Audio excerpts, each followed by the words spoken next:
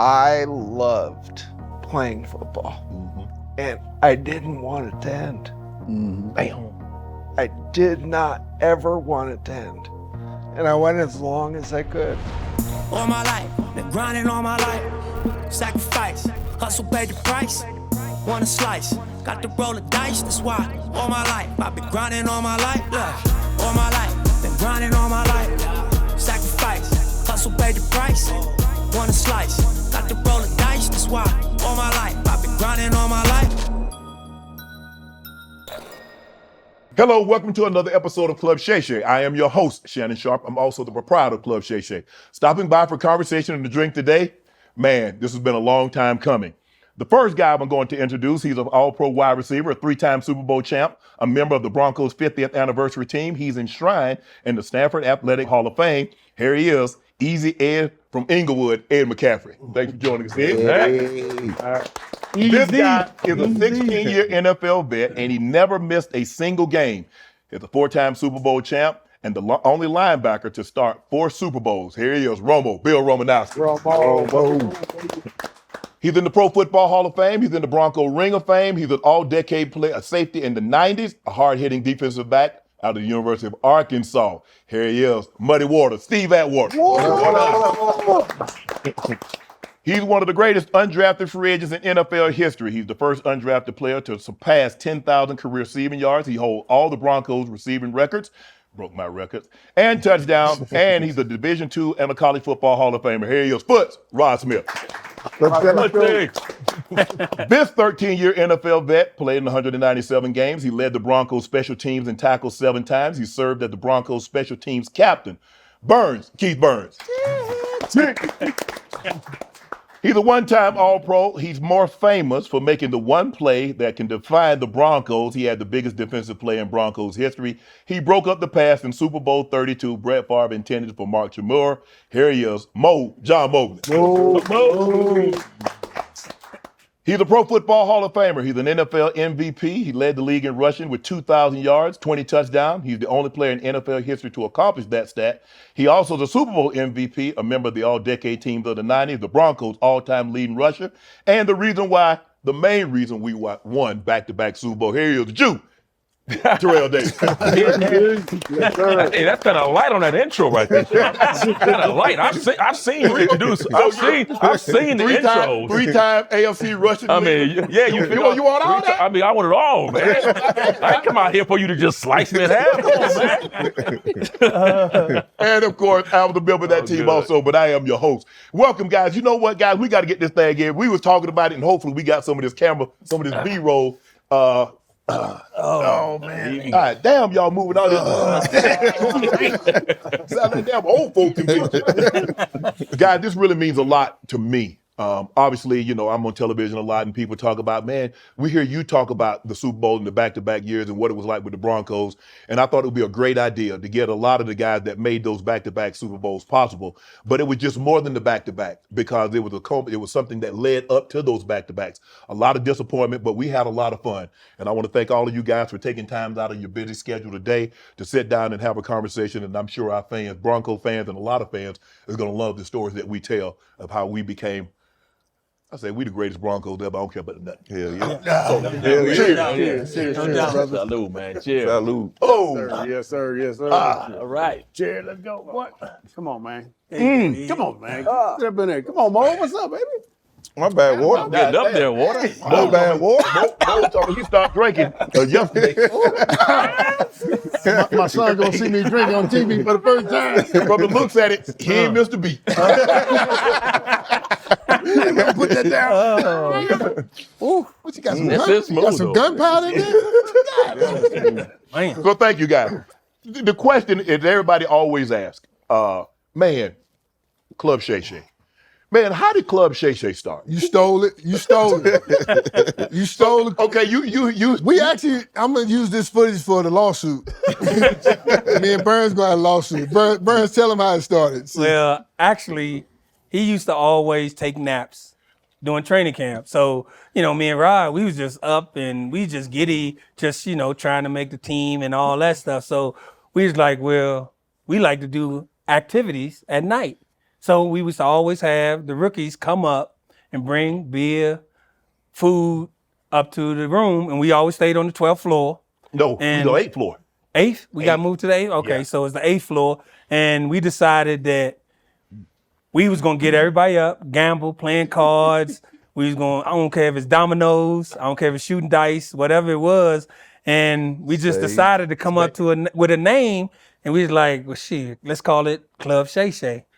And from there, it kind of just like took off. It started with the boom Boom room. It was a knockout. That's it too. Then From he Harlem came, Night. Ray had his came in boom boom strong room. arm our facility. It was our facilities, and he Yeah. strong armed us. Yeah. Off of life, because you know how they was talking. Like, oh yeah, you know we had Dizzy. He was in there playing the thing and all the horns. And the dude came in there, and so we like because they did stuff all around. Because like after practice, after the morning practice, I wanted to take a nap, but they didn't take a nap. So I was like, man, hey, I'll catch y'all tonight. And then at night, okay, we got beer, you know, guys, hey, smoke a little cigarettes. That was it. Real cigarettes. But we'd have a good time rolling dice, guys playing Madden, guys playing dominoes, guys playing cards.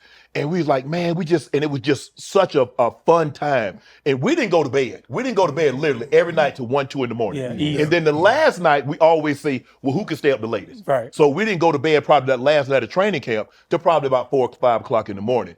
But that was how Club Shay Shay all started. It was fun. It was bonding. And I tell people all the time, you just don't win games on the football field. You have to be close. Right. And everybody, even if you just came by and stuck your head in the door, even if you didn't come in and gamble, but it was fun. And that's how Club Shay Shay came to be. It's 30 years in the making. It wasn't my room. It was Rod's. And I'm glad you admitted that on tape. But no, it was so much about, you know, culture. We were creating a culture, and us being young guys, and we could get to hang out with him. Then Steve would stop by. Steve didn't stay. Steve professional. He stayed. He stopped by every now and then. He wasn't like the food. No, TD wouldn't come down but once or twice. Ed would peek his head in. Yeah, I'm out. And sometimes, hey, what you on our floor? What you on our floor? I waited in line on that red carpet many, many years ago. Because nobody really wanted to be on the 8th floor. no one wanted to be on that floor. loud. Noisy. Yeah. I won't sleep, so y'all too loud. Hey, look, man, you need to go to another floor. Yeah, Because we I'm gonna be going to loud. go down, but ain't nobody. I was too busy trying to sneak Lisa into the dorm room. That is the perfect distraction. You wonder why? Yeah, he had 4 kids in 4 straight training camps. So Lisa, I didn't Hey, mention it. Lisa, he brought it up. Yeah. But what the training camp, because going away, and Romo, you could attest to this. I don't know if y'all went away in San Francisco. I think We did. Y'all did. Yeah. Okay, so Warren, you spent all your time here. Ed, you was in San Francisco. So the rest of us been here going away for training camp. And I thought that was always beneficial because it gave you an opportunity to get away from everything and you could just focus on football. What did training camp, what were you trying to get accomplished, Romo, in training camp? What was your focus to going into training camp and then coming back knowing that you had a 16-game season in front of you? You know, number one, it was getting ready for the season. You had to recover. I remember I was up on the top floor. I brought a hot tub in. I had a full-blown hot tub, you know, and then you guys know I had full-blown therapists coming in every night. Hey, here's some supplements too. Supplements, IVs, you know. He was the pharmacist before the game. Do not take Double anything back. I did that when on the anybody preseason game had one an day. issue, they were coming up. But you walk around the locker before the game. You got a bag. Jack, Shannon, how you feel? And Rod, how you feeling? So he came to me one time, and we were playing the Raiders in the preseason game. And so I was like dragging. I was tired as hell. Here comes Romo with that damn duffel bag. I'm like, man, I said, you got something to get me up, man? He's like, you know how he talks. Hey, TD, I got something. It's going to get you really fired up right here. So I take this thing up, man. I am running. I am like bouncing off the walls in pregame. I'm on some damn. I'm just super high. Man, by the time the game starts, I'm exhausted. I have like the worst game of my damn life. I said, man, I ain't messing with Romo's ass. But Romo would literally have dudes, they be asking him, because he had something, it's called a super suit. Super suit. Oh, Hold on, wait a minute. The super suit? What the hell is a super suit? But guys would be lined up, and I don't know what Romo had in that tackle box, because he had a tackle box, and he had and everything was marked. He had a label. Oh, yeah, it was labeled. He had a label. Yeah, hold on. And he had these little, probably like a grain of rice. Mm-hmm. He's like, man, you're gonna feel great. It's gonna be like euphoria. I'm like, I don't need no euphoria. I'm about to knock my head out. I don't need that feeling, Romo. I said, no, I'm good, because I had made the mistake before. And I think Lilo back there somewhere. Those pills they used to give us before the game to get us hyped, Lilo, you remember? Yeah. And I said, you know what? Hey, Lilo was like, me and Lilo came in together. And Lilo, hey, Sharpe, take these, man. I'm telling you, bro, you're going to be good. Boy, I took that thing, man. And I'm already amped. I'm already animated. Boy. I couldn't even go out there for the offense, because I was hyperventilating. I said, never again. I said, you know what? If I can't get going on my own, I don't need no medicine. It's a scorching sports summer, and you can make all your picks on Prize Picks. The WNBA and baseball seasons are heating up, and with big tennis slams and major golf tournaments on the horizon, you can make your picks for all of these events all summer long on Prize Picks, a #1 sports pick app. Download the app today. Use code Shannon to get $50 instantly in lineups when you play your first $5 lineup. That's code Shannon to get $50 in lineups after you play your first $5 lineup. Prize Picks, a preferred partner of the NBA. Mo, that year, because the 96, that was your rookie year. Right. Coming out of Kutztown State, high draft pick, number 15 pick in the first round. Obviously, it's a different environment. And I tell people all the time, coming from college, no matter where you went to college, the NFL is a different game. Oh my God. These are grown men. They got wives, they got kids, they got private school tuition, and they are not trying to give up their job. I don't give a damn what round you was drafted in or what awards you won. What was your thought process coming into training camp? Well, first of all, I was just trying to make it. I was trying to survive. My first introduction to the league, they flew me in right after the draft. So I go in through the weight room. You know how you got to come through the sliding door. Yeah. The first two people I see in there is Atwater and Harold Hasselback.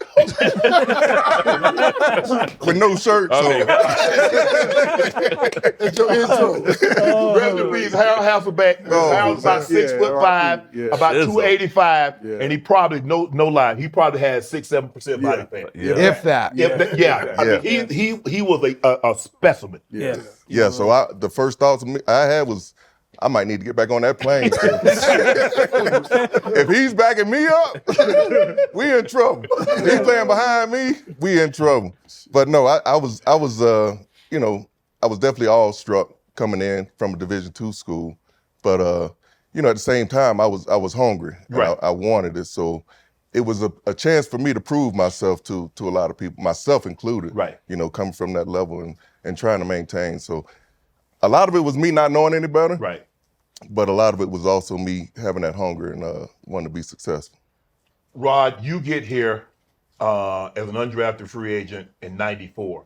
You and Burns were in the same class. I think, Burns, you were a 7th rounder, right? Yes, I got drafted. You're 7th rounder. And you guys come in. So now I'm already, Atwater was a year older than me. So At got here in '89. I got here in '90. And then you guys come in, and I'm established. Atwater's obviously established because he comes in his first year. They go to the Super Bowl.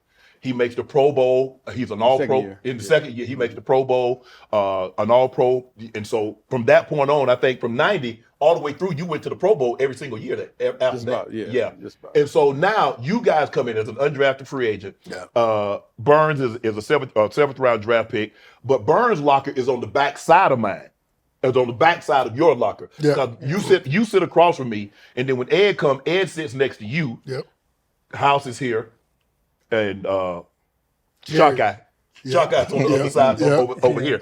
So, so when you get in '94, what's your thought process of obviously, in the NFL, this is an opportunity, but I'm not a high round draft pick, so this is not given. Oh, I'm trying to make it, man. Honestly, and Burns and I, we should talk.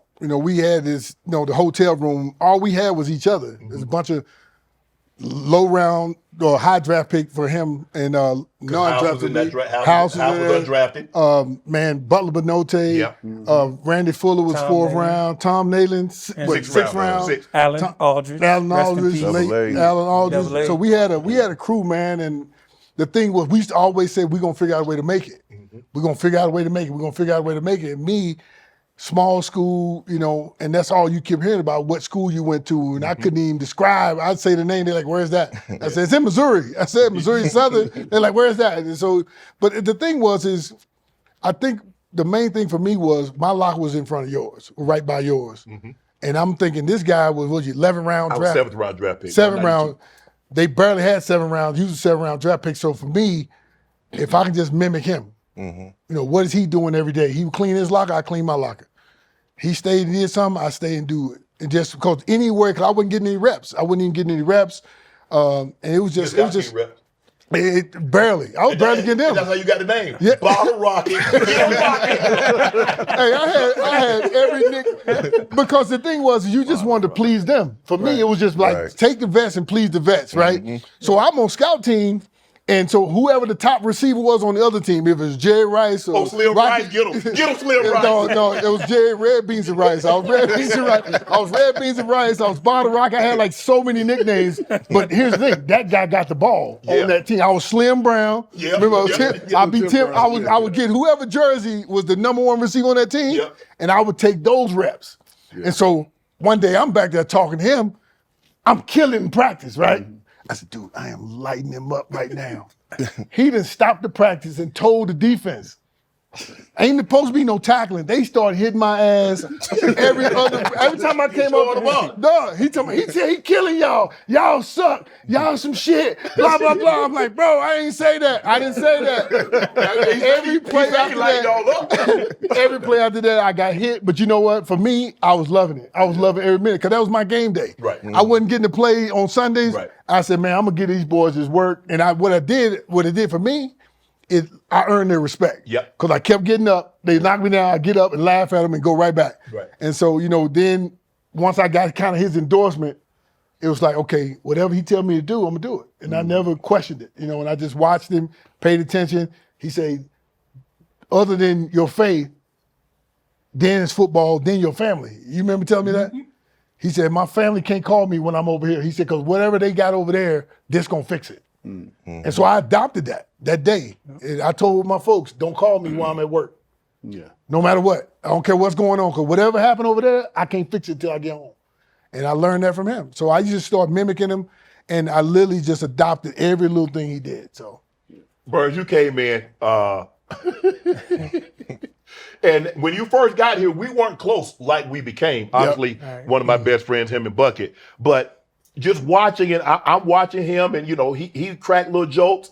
I didn't know he was as funny as he became, but I'm just watching him and everything, and I'm watching him, and he's playing hard because he was a Playboy All-American. Yes. Your senior at Okie State. And so I'm just watching him, and him and Rod and the group that came in '94, they just kicking it. They kick. I'm like, okay, let's see what fella got going on. And then I remember because in '95 when I fractured my eye socket, man, I done called everybody. Ain't nobody pick up the phone. Ain't nobody answer the damn phone. I can't drive because I can't. They got my eyes so completely shut. And I was like, man, who number I got? I called Burns. I said, hey, bro, I need a favor. He said, what you need? I said, man, I need you to go by Wendy's, give me a bacon cheeseburger, double cheeseburger, ketchup only, fries, and a soda. He said, I'm gonna need a minute because I got my daughter. Because you had just had Rachel. No, Danielle. Danielle, you had just had Danielle. You said, I'll be there. And from that moment on, this has been my main guy. We've been locked in. But what was your thought process coming in '94 as a low-round draft pick trying to make the club? Just wanting it. I finally got the opportunity, and I was like, wow, here I am. I'm thinking, you all world in college, you get drafted, you automatically make the team, not knowing that they do cut. So I was like, well, I'm gonna make it hard on them because whatever I do, I'm gonna do it to my best ability. And like I said, we started out, it wasn't no acclimation period.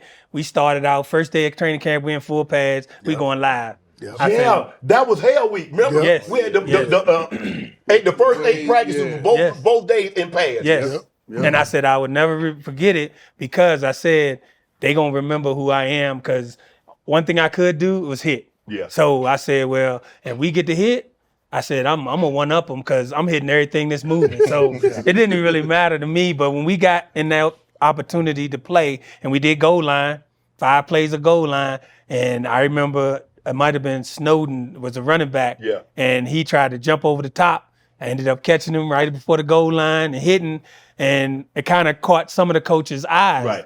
You know, and then once we got in the preseason, I was like, shoot, I was that OJ more. Simple? No, it was Snowden. I think it was Jeff Snowden. I think he might have played. I think he played at Colorado Scrubbers, State. man. I think. Don't call it that. Don't call it that. We just you was here. I got here in 90. He was late. He was Yeah, he might have been let. He might have been gone. 95. Oh, he was in camp. Yeah, he was in he camp. was in camp. Yep. That was Yeah. a horse still mile. No. No. The thing I was, know his we name, give- but I ain't gonna say yeah, his name. We give everybody had a nickname. If you notice, Everybody Bo, had a Burn, June, Bud, I ain't like mine. I still don't like it. Hey, I don't Easy either. Ed from Eaglewood. So we gave everybody a nickname. And this dude, he went to USC. And for whatever reason, that joker could not remember the play. That wanted to go tell the story because I was the very same. Hey, yeah, we in training camp. Yeah. Yes. And so so we get in there, he bluffed the play. Get back in there, he run the wrong route. Damn. He blocked the wrong man. I say, damn, OJ Simple can do it. And from that point on, he never went by his name. And every time, we saw him years and years later. Man, what up, Simple? We dropped the OJ, just started calling Simple. That's what's up. Yeah. Okay, Water. With 90, I'm a wide receiver. And so all the tight ends get hurt. Orson Clarence doesn't get hurt enough that he can't play. He just banged up, but they need a backup. Orson Mobley gets hurt. He can't play. Chris Verhulst get hurt. He can't play. So they moved me to tight end. And so in 90, Greek taps me on the shoulder, say, Dan wants to see me. I'm panicking because I was like, damn, I thought I was doing good. They're going to cut me. So we're probably like 8-9 games into the season. So Dan said, we're going to move you to tight end. Would you be upset? I said, yeah, I'll probably, you going to throw me the ball. He said, yeah, just learn the plays. Now, mind you, I'm struggling to learn the wide receiver plays. Now you finna put me in a new position. I have no idea. So they put me, I get in. I start motion like, hey, what I got again? Sure, that wasn't sharp. That wasn't that year. That was the next year. No, that was not. No, that wasn't that. No, it wasn't. You had already been tight end. Don't be acting like Hold it's. on. And so I go to the sideline. Water come up and put his arm around me. He said, why you lead the huddle? You know you didn't know that.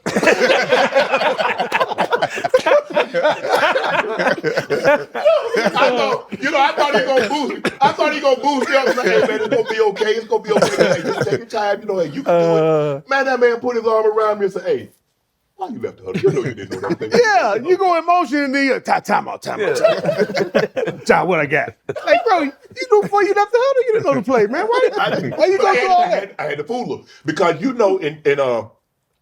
back then with Dan, rest Dan soul, is that when we got to the pregame, Dan would ask you what you have. He would ask certain players, okay, this play right here, what do you got? Right. He went around the room and asked certain players what they had.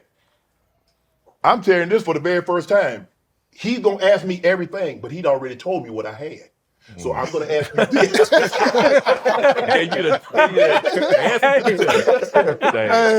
the first time anybody's ever did this. Because he wanted me to play so bad. Yeah. He wanted me to play so bad. And he knew that how could he put me in the game if he asked me a question and I didn't know the answer. Right. So he wanted me to play so bad that he would tell me what I had. He said, I'm going to ask you this, and this is what you got. I'm like, yeah. So he called on me. Like, Sharpe is studying.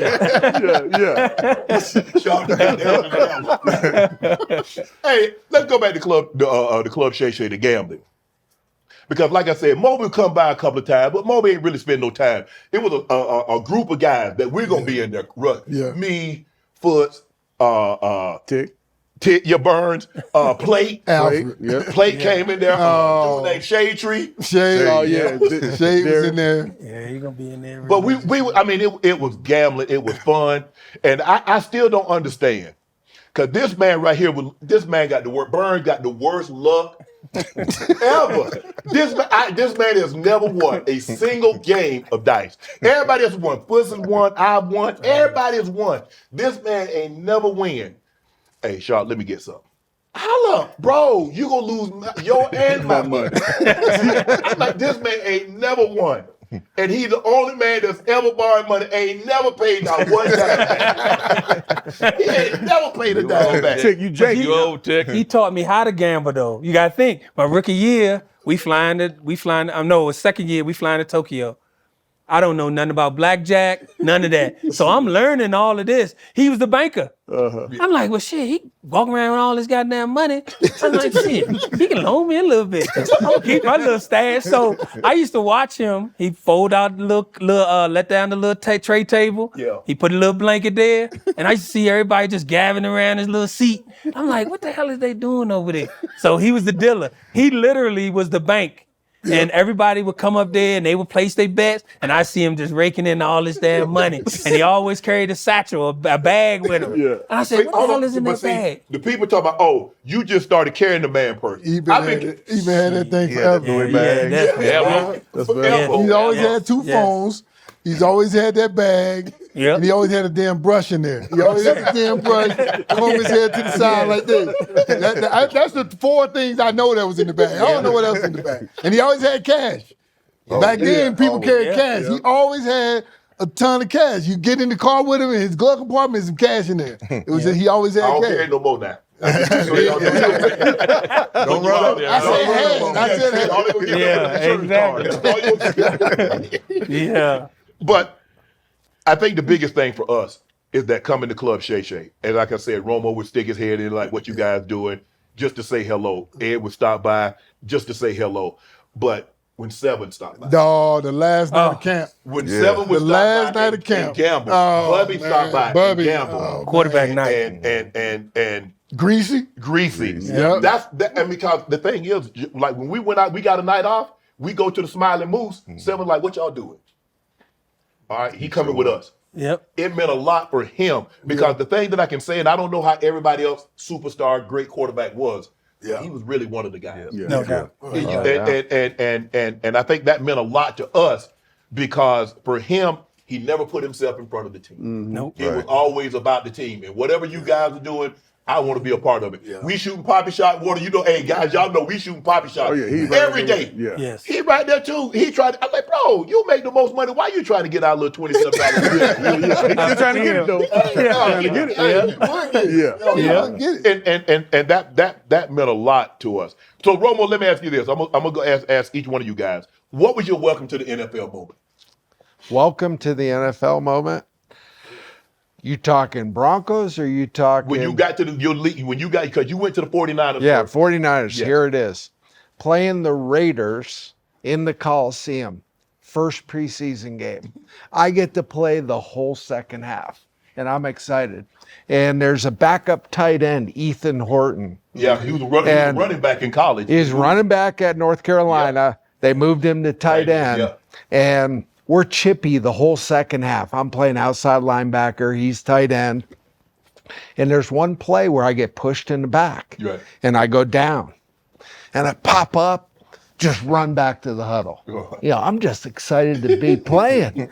And next day in the film room, that play showed up. Uh-oh. And Ronnie Lott, who sat by the door, flicked on the light switch. He said, George Seifer was our coordinator. He said, George, turn off the projector. He walked over to me, stood over to me like with that intense look he has. He says, Romo, if I ever see anybody push you in the back and you don't do something about it, I'll kick your ass. And then he went on to say, he said, men, this is a game of respect. And if you let somebody punk you, they'll punk you right out of this league. Because everybody is watching every single play. That's how it works. And that was my introduction. So from that point on, Yeah, you ain't lying. That's why you act the way you act. He's a How you the game just started and you switched each other. First play, the first 50, first play, Romo into it with somebody. You want to become the bully. Started in pregame. Yeah. Didn't nobody want to go up against me in pregame. Don't let Romo go by himself. What was your moments?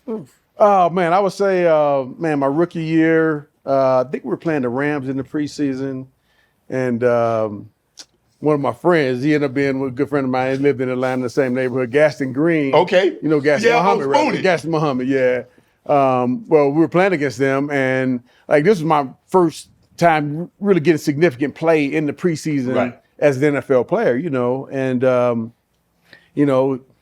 we've been practicing, and I the hole opened up, and man, I filled it, and I got a nice tackle on him, and that's when I'm like, man, dude, I could do this. Right. I could do this. And then he's not that big, but Gaston was Quick. shifty, fast. He run. yeah. He was nice, real good running back. So I felt like that was the moment where I felt like, I can do this. Ed, of all the people in this room, you think about it, you started with the Giants. On that team was LT. You go to the 49ers, you got Jerry, you got Steve. You come to the Broncos and you play with John and you play with myself and TD and Ed. So I don't know if anybody's played. Romo played with, he had Jerry and Joe and Steve. Yeah. And he come here, he plays with us and with John. He was in Philly. You was with, I think Randall, was Randall still there when you was in Philly? nope. Oh, he was gone, okay. But I think Reggie. No, Reggie had left. Reggie had left. Reggie had left. So what was your welcome to the NFL? Because I remember I was like, who is this wide receiver with a damn neck roll on? Is he an H-back? He started out there with a neck roll. I was like, but damn. So what was your welcome to the? Oh, well, I started out with the Giants, and I held out, which was frowned upon as a rookie, right? And showed up like day 8, and it was at Fairleigh Dickinson University, and I signed my contract. And back then, they're like, okay, get to the field. So they had already had their morning practice, getting ready for the afternoon. So I walked through the auxiliary gym at Fairleigh Dickinson. They have makeshift lockers up there, and I'm just kind of walking through. I don't know anybody. I haven't met anybody on the team. The team just won the Super Bowl the year before. They were the oldest team in the league. Bunch of Hall of Famers, future Hall of Famers on that team. So I walk through, I get to my locker, they have, the medical tape with the Sharpie and your name written on it. Right. And my name's, of course, spelled incorrectly. And I'm thinking, this is not really the red carpet moment. I sit down, and we're getting ready for the second practice. So I sit down, and I recognize the dude sitting next to me. I got Carl Banks and LT. And my locker's, why I'm in the linebacker section, I don't know. But I'm sitting right there, and LT was notoriously messy. His locker was a disaster. They found all kinds of stuff up in there, and checks and other things. And so he's looking around for his cleat, and he can't find it. And now, I've not even met these guys yet. I've not shaken a hand, haven't been introduced. And so LT talks across me to Carl and says, hey, man, you see my cleat?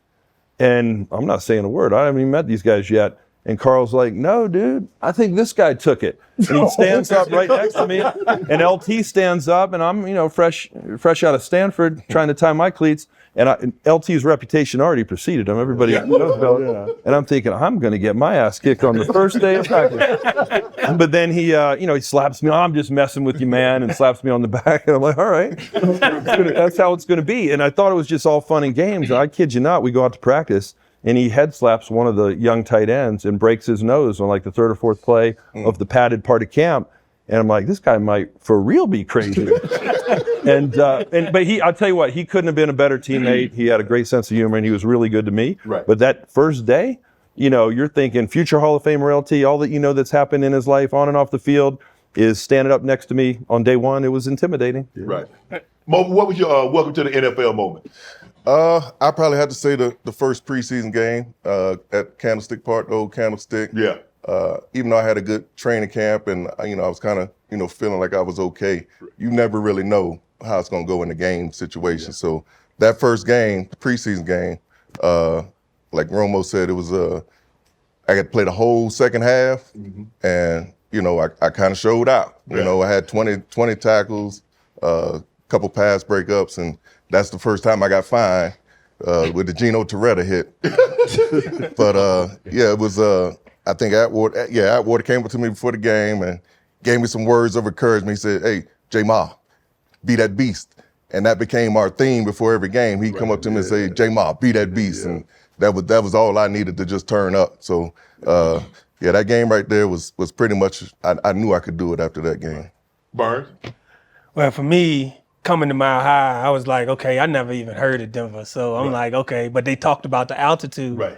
And, preseason, you just trying to make it. You got to do whatever you got to do to try to make the team. So here I am getting my first defensive snaps, and I forget that I got to go straight to special teams.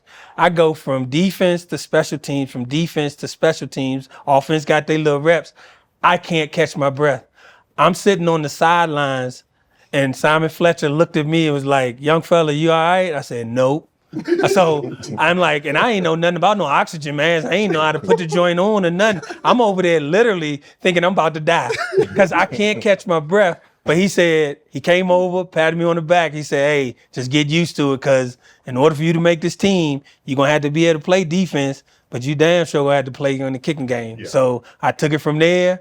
After I caught my breath at the end of the game, I was good, but that was my welcome to the NFL moment, thinking that I was literally going to die, going from defense to special teams in Mile High Stadium, as thin as that air was. So that was my welcome to the NFL moment. I thought I was literally going to die on the field because I couldn't catch my breath for nothing. Jew, was yours that That's some strong stuff, by the way. That's over here. Got my heart pounding over here. Your heart was pounding because when you got to camp, Berger was the number one running back. I don't know who was behind Berger. So we had Rod Bernstein, we had Derek Clark, it was a lot of Orstel Miles, it was Sheldon Canley, it was Glenn Milburn, Aaron Craver. So I was 7th on the depth chart, by the way. I was so deep on the depth chart, man. It was stupid. So my coming, this is the obvious story, man. The Tokyo preseason game, right? Boy. So here I am in training camp. I'm getting no burn. I'm 7th on the depth chart on just the running back depth chart. I'm on no special teams whatsoever. We play the 49ers in Denver. I don't play at all in that game. So I'm 6th-round draft pick. I'm not getting any reps. I kind of see the writing on the wall. We play the Niners again in Tokyo the next week. I remember that. As soon as we get there, we go straight to practice. It is hotter than the dickens out there. It's humid. It's hot. We're down. Aaron Craver remember he got the issue. He didn't come. Cats are catching cramps, so everybody's like falling out. We're practicing against the 49ers, man, and we're down to 3 running backs. I am getting my ass whooped in like individual drills. I'm blowing every assignment. I don't know the plays. Bob T is on my ass the whole damn time, and this is like 3 days this happens. So at the end of the week, I'm freaking exhausted. I know they're going to cut me. I'm a 6th-round draft pick. I'm getting no burn. I'm terrible at practice.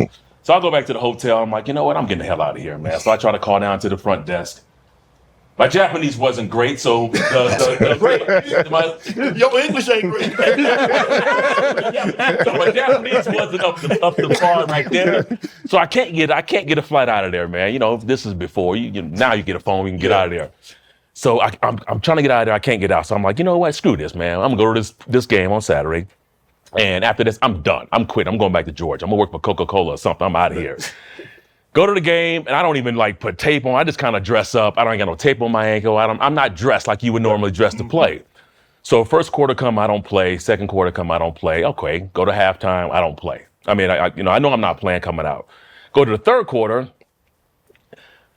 About halfway through the third quarter, I look over at the bench. And, the starters, you guys are out of your pads. Everybody's in plain clothes or no pads on. And it's like a group of veterans over there on the bench. And they're all huddled up and they're doing something. I'm like, what the hell are they doing over there? I walk over there and everybody's eating hot dogs. They got these hot dogs wrapped up in aluminum foil. I'm like, well, shit, I'm hungry as mom right now. I don't normally eat before a game. So I partake in the dogs, man. Give me one of them dogs, man. Shoot, they give me hot dogs. I'm like 4 or 5 into these dogs. And I hear Rich tooting, 30. And so when he says 30, everybody's like, 30, where's 30? Shit, I look at my drink, I'm 30. I'm 30. I come in, you're on kickoff. Now, remind you, I am on no special teams. Right. I go into the field, I'm throwing my hands up like this, I'm walking out, and he just squat there. And Rod is out there, he's number 19. Yep. So Rod grabs me, he's like, here's where you stand on kickoffs. So I'm like, I get there, he puts me right there, I'm next to the kicker, I think Elam's kicking. Yeah. So him and BC are in there, and and then it dawns on me, man, like all of a sudden, I am in an NFL game. Yeah. I ain't playing an NFL game yet. This is the first time I'm in one. And I'm thinking, I gotta go make this damn play. I gotta go make this tackle. And I see foot hit ball goes in the air. I'm like, man, I'm hauling ass down there. Now, mind you, I got a stomach full of damn hot dogs. I run down there. It's the most spectacular hit you ever want to see. It's close. It was Tyrone Braxton. Oh, man, I'm telling you, man, it's been a clinic. And they show it in special, in preseason a lot. But I go down there and I make this amazing tackle. Man, booms. I mean, just blow them up. I jump up, I'm excited. Rod is hitting me on the head. BC's hitting me on the head. We're celebrating. And I'll go to the sideline and I throw up all them damn hot dogs right behind the damn bench. But I would say that's the first time that John had said my name. Yeah. Because remember, I'm not practicing with Right. Elway. I'm not getting any type of interaction with Elway. And for him to come over there and pat me on the back and be like, hey, man, great job, man. I was like, okay, that was it. Yep. And I'm guess on what? this level. Next week, you start. I was on everything. They put me on every damn thing. Kickoff, punt, pat, everything. And I just got better and better every week. And, I was handling the workload they were giving me. And the first game of the season against the Bills, they announced me the starter. Yep. And so that was cool, man. That was good. Man. But your first game, your first catch, the first time you ever touched the football. That was Washington. Yep. You want to take it from here? Yep. Yeah, no, it was. We're playing the Redskins. Special teams was our thing. That's the only way we gonna get on the field. They're the Commanders now. Oh, well, they was the Redskins then. Don't get me canceled, man. Hey, they cancel you for the truth. Plus, this is my club anyway. Remember, you already admitted on tape you stole our club. Anyway, the Commanders, formerly the Redskins. No, we were playing and we was getting killed. I think Brian Mitchell might have broke the NFL record for a kick return. Everything. It was. What are you, Bernie? I was on kickoff too. I was on kickoff coverage. I think he averaged 50 yards of return. Dude, he averaged at least 35 to 40 yards of return. Yeah. Me and B. Mitch still talk about that when I was seeing him at some events and stuff like that. And it was bad. We was getting slaughtered on special teams. And of course, I'm the fourth receiver because they only had four receivers active in that game. Yep. And James Washington was the safety. Yep. First, he knocked Anthony Miller out. Then he knocked Mike Pritchard out. He knocked Ed out. I'm the only receiver that's actually can go in the game, but we need 11 people, so he stayed out there. Stayed out there. He stayed out there. So, I had a front row seat to this catch. no, he stayed out there. John calls. And I got hurt too, so I was out. Come on, John. James Washington, every time I saw this guy, he said, dude, if it weren't for me, you wouldn't have a career. I knocked out all your guys. Yeah. He literally did knock out everybody. Yep. Ed's in the game. Do you ever notice you ran a basic cross? Yeah, I ran full speed. I didn't know what the route was, but I knew I was going to get open, and I thought they were going to throw to me. But I had a great seat.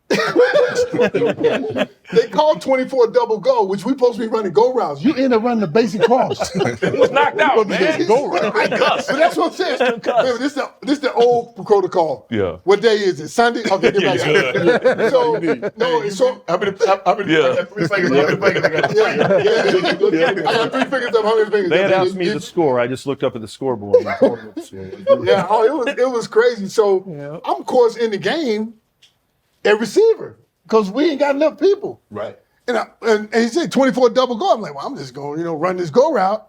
You ain't gonna throw it. Because you're the only one. Because they put you backside by yourself. Yeah, exactly. But and you got Darryl Green, so I think they ain't throwing it to you. Ain't going I got a future Hall of Fame on me, right? So I'm like, I'm just gonna run the route, right? Because that's all I know how to do, just run the route. Yep. So I run the route and I get in position. I get him kind of inside of him, and I looked up and was like, oh damn, he throwing it to me. I see the ball in the air, and then just like basketball, I just position myself, and I remember catching the ball, and when I fell like on my head, I saw that paint. Yeah. That orange paint. and I saw Terrell. I was coming down, He baby. ran at I me and spread hit it me down there. full speed. He hit me like he hit Dreyfus. So I'm on the ground, and I just see bodies just coming, because it's the end of the game. It's a game-winning touchdown, no time on the clock, and I'm thinking I made it. I'm, this back before all the cell phone stuff.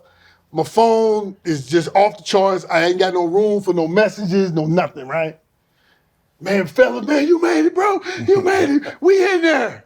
I didn't catch another pass for 7 weeks. I had that one, but I really thought that was going to be my moment to just get the shine. But all these guys came back. I went back to special team, went back to the bench, and just cheered and worked my tail off in practice, man. And that's how all my nicknames came. Yeah. Because I was just, if we had 10 plays in practice, I took all 10. I didn't care. I said, they getting to play in the game. They getting reps in the game. And me and Burns, that's our thing. Me, him, and Carswell, we would all, and Byron, we would all have these conversations like, man, whenever they give us a chance, we're going to make our moment. So for me, that was my welcome to the NFL moment, but I just always wanted a little bit more, but I was happy just to be a part of the group. That's the thing was, because Burns was always the linebacker, so whoever the best linebacker was. Junior say ouch. Because Junior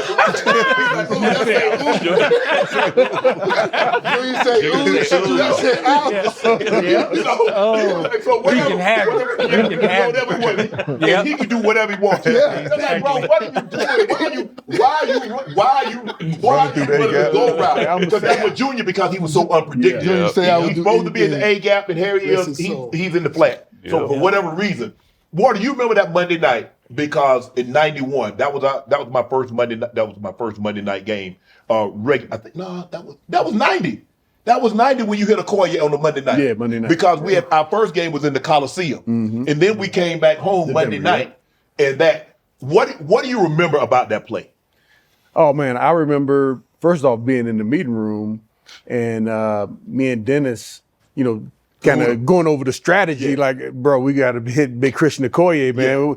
What we gonna do? And Dennis at the time, he couldn't hardly lift his arm up. Right. And so he was like, hey man, we gotta, we're gonna have to stay up high on him. We don't want to go low on him because he's been knocking people out with his knees, and people try to jump on his back. Right. We gotta hit him straight up. I'm like, shit. You sure? But me, looking up to Dennis, and he was like my mentor, man. I was like, all right, hey, well, you say it, we got to do it. Right. And man, the opportunity presented itself, and I just ran in there. Hey, he could have trucked me. Right. I've been trucked before. Right. But hey, that was my time. It was my time to get him. And I have ton of respect for Christian Okoye, obviously. But that night you did. I did, man. Do you think that changed the trajectory of how you was looked at, and then how he was perceived after that hit? Yeah. Because you became, you were always a big hitter. But you became almost mythical, because you're talking about a guy that runs 4.4, that's 260 pounds, and nobody, like you said, they also had Barry Ward. Barry Ward, he was tough too. And all they did was run power and ISO. Yep. And so it changed the way people looked at you, and people never looked at him the same. Yeah, and a lot of people don't know that he had some other stuff going on in his life at that time. Shortly after that, his career ended, and people say, "Oh, are you in this career?" No, I ain't in his career. He had some other personal stuff going on. That's why his career ended early. Right. But we just had good battles, man. Right. And I didn't win all of them. He didn't win all of them. It was that way with several running backs in the AFC West. Remember my man from the Chargers, Marion Butts, boy. Woo. Remember who knocked him out though? No, he didn't. Not Marion Butts. Yeah. Remember that was Roosevelt Potts. Did he hit Potts? That was Potts. He hit somebody else. Well, I think That it was from Indy. Cincinnati. That was an Indy. That was Indy, yeah.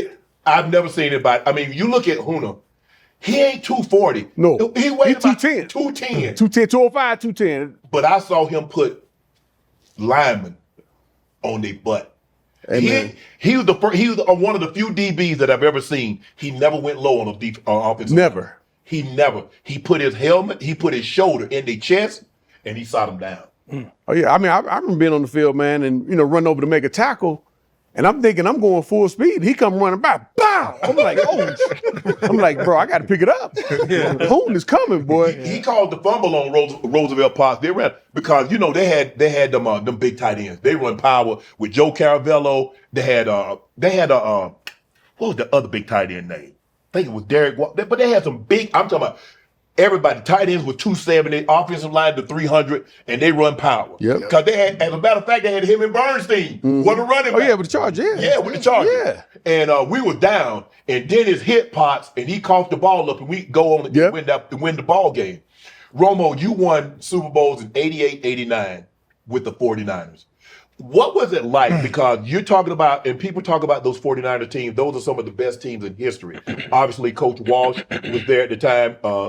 Coach Walsh, you had you got 1 year with Walsh. Walsh, because he retired and then George Seifert takes over. So what was Coach Walsh like, and what were those practices like?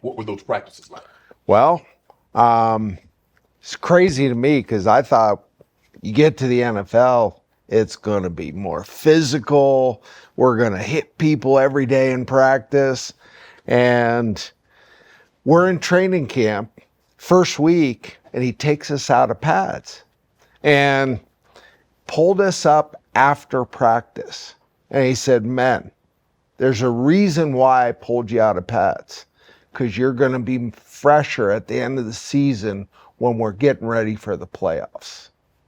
And he always had a nugget a mental nugget he was going to throw you for what he was doing with you. And we were never, the first week we were in pads in the morning. Right.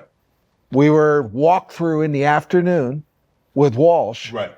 And then after that, hardly ever in pads again. Wow.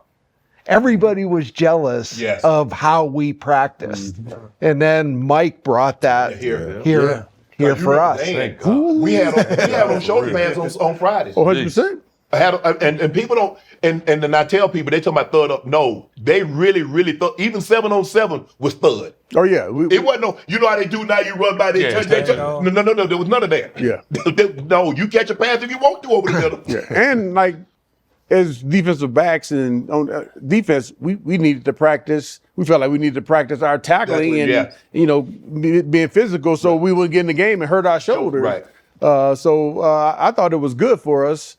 But once Mike came in and implemented the system he did, we were much fresher, and because we did all the lifting and stuff, we also stayed healthy too. And because the thing is that only time we was in pads was on Thursday, 9-on-7. We got about our offense got about 8-10 plays. Y'all got 8-10 plays, and then we was up out of the pads. Yep. That was it. Yep. And then after that, halfway through the season, there was no pads. We were all shells. Yep. But we knew how to practice too. Yeah. That was the big thing. You had to learn how to do that though. Yeah. Because Mike didn't want you diving for the balls. He didn't want you doing all that crazy stuff. He said, "I know you would die for it in the game. Yeah. I don't want you to hurt your shoulder. I don't want you to hurt something in practice." How about hat day? Well, if we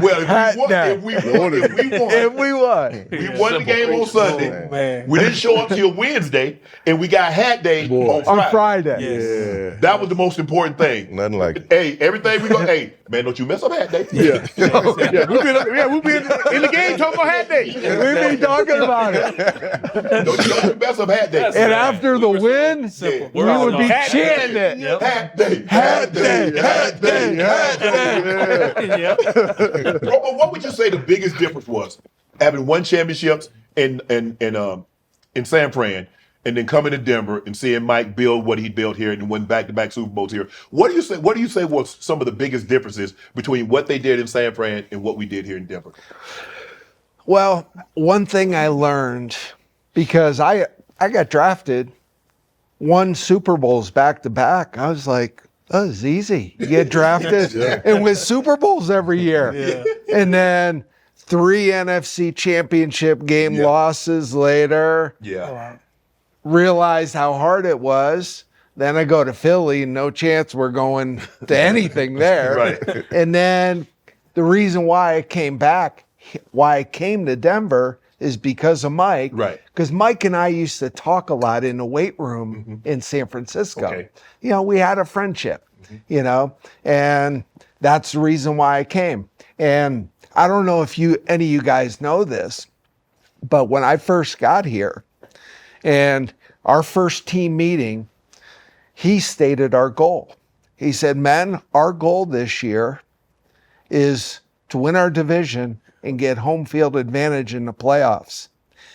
And I'm sitting in that auditorium pissed. I'm literally, I'm like angry. And I'm like, why did he not say our goal is to win the Super Bowl? I just gotten there. So I didn't feel like I was in it. I haven't proven anything yet, you know. And fast forward, Jacksonville. Oh, man. You know, we get our butts kicked the next day. You know, and I had a bad game, but I still had to go talk to Mike the next day. Yeah. I said, and this was all, I just said, Mike, you know, we attained our goal this year. He said, what are you talking about, Bill? I said, you stated our goal first day of training camp. I remember it like it was yesterday. And I said, you better change it next year. And when we came in, our first meeting, the goal, he stated it, was to win a Super Bowl. Yep. But I don't know if we win 97 if 96 doesn't happen. Because could be. It changed. I agree, man. It changed. Because you and I was on that bench, man. We sat on that bench after that game. Seemed like it forever, didn't you? And I just could not believe what happened. I was looking at the scoreboard thinking, dude, this is a dream. This cannot be true. Yeah. And it was. And you and I sat there, man. But what it did was it made me. I know we all individually said, man, I would never feel this way again. I don't ever want to feel this damn way again. And the next year, the next year and the year after that, man, you could feel it, man. Like we weren't gonna put ourselves in that situation ever again. But guys, you guys know we didn't win our division. No, we didn't get home field advantage in the playoffs. We had that one game. Wild card. Bro, we got one. We got Jacksonville at home. We got them back. Thank God, man. And remember, because Mike said we had got word that when they were found out they were playing. Oh, they were happy. They were celebrating. They were excited. Okay, we got something for you. Okay, we got something for you. I guarantee y'all won't leave here. And because, Water, you remember we went to the Pro Bowl that year? Yeah. You remember how they was acting? Oh, yeah. Them jokers was acting like they had been in the league, had been won Super Bowl. They're like, oh, yeah. Maybe they want to do anything with talk for Tom Coughlin. I said, man, I ain't running nothing. So, okay, we got something for y'all. We got something for y'all this year when you came back. Like you said, though, we didn't win the division. We started out great, and then we go on that lull at the end. We lose to Pittsburgh. We lose to Kansas City. Dude kicked the 57-yard field goal with no time on the clock. And then we go Monday night to 49ers, and they beat the brakes off us. Jerry Rice had been out the whole year because he tore his ACL the first game. He comes back against us and catch two. I said, how the man come in with a torn ACL and catch 2 touchdowns? Like, what damn? They ate my ass up that day, too, by the way. They knocked me out the game. I was at the game first quarter. It didn't take much to knock you out the game. Sorry, you lost your damn. Hey, that joker, he called his hair. Oh, yeah. Just the head. I think for me, and everybody can speak to it, I'm not so sure 97 happens if 96 I agree. I agree. It was brutal, man. I agree. Yeah. Like we was all in shock. Yeah. I remember going home. I literally had on a robe on the couch for 3 or 4 days straight. I went to the bathroom and I just went back on the couch. And the only thing that snapped me out of it was my son. Devin came in there, he all smiling and shit. I'm mad as hell, still filming. Yeah. He said, Daddy, can I go to the next game? I was like, I started laughing. I said, damn, bud. Yeah, it's gonna be a minute. He's like, what? I said, yeah, we lost. He's like, what? Y'all lost? I said, yeah, we ain't got a game for a while. And I literally got up that day. I remember calling you, and we went back to the weight room. I took those 4 or 5 days off, and I started back working out. And then I think, like you said, that it was so important to the ones who was there. And I'm gonna say this for the team that the Broncos have, what we experienced last year, and Coach brought all those guys back. They feel what it felt like to lose the championship game before you go to Super Bowl. And I said, he brought all the guys back who felt that pain. Because that offseason for us was ridiculous. It was like every guy that came in and we brought some free agents in, they didn't have a say. They had to adapt to the culture and feel the pain that we had. So when Truck and Neil and all those dudes, they was great guys where they were, but when they felt what we felt, They had to buy in. and they bought in so quick, and that's what I believe, like you say, took us over the top, because everybody was like, we were, if we didn't beat you by 20 points, we was pissed. We didn't want nothing close. We wanted to leave no doubt that we was the best team going for 3 years running, not just, that I used year to love coming when up. Mike used to say that after the meeting, man. He'd be like, guys, if you don't beat this team by 40 points, you should be embarrassed. Don't they get paid too? Hell, they beat. What? I wonder what they coach telling them. If you don't beat these guys by 20 points. But that was so But hard he'll to me. steal that in us. Exactly, man. We So don't you want would to just beat them. oh my God. You wanna Embarrass their ass. And he always ended with embarrass. We want to embarrass these guys. We just don't want to beat them. We want to embarrass them. And I'm like, well, I'm good with that. But I'm like, we get up by 20 points and he pull us out. I'm like, we can't. I'm trying to get some numbers. I got me 110. I'm trying to let's get 150, 160. But he wasn't like that. Also, I think the single greatest event that really shaped our 97 season is that after we had that team meeting, after what happened in San Francisco, that was the single greatest event.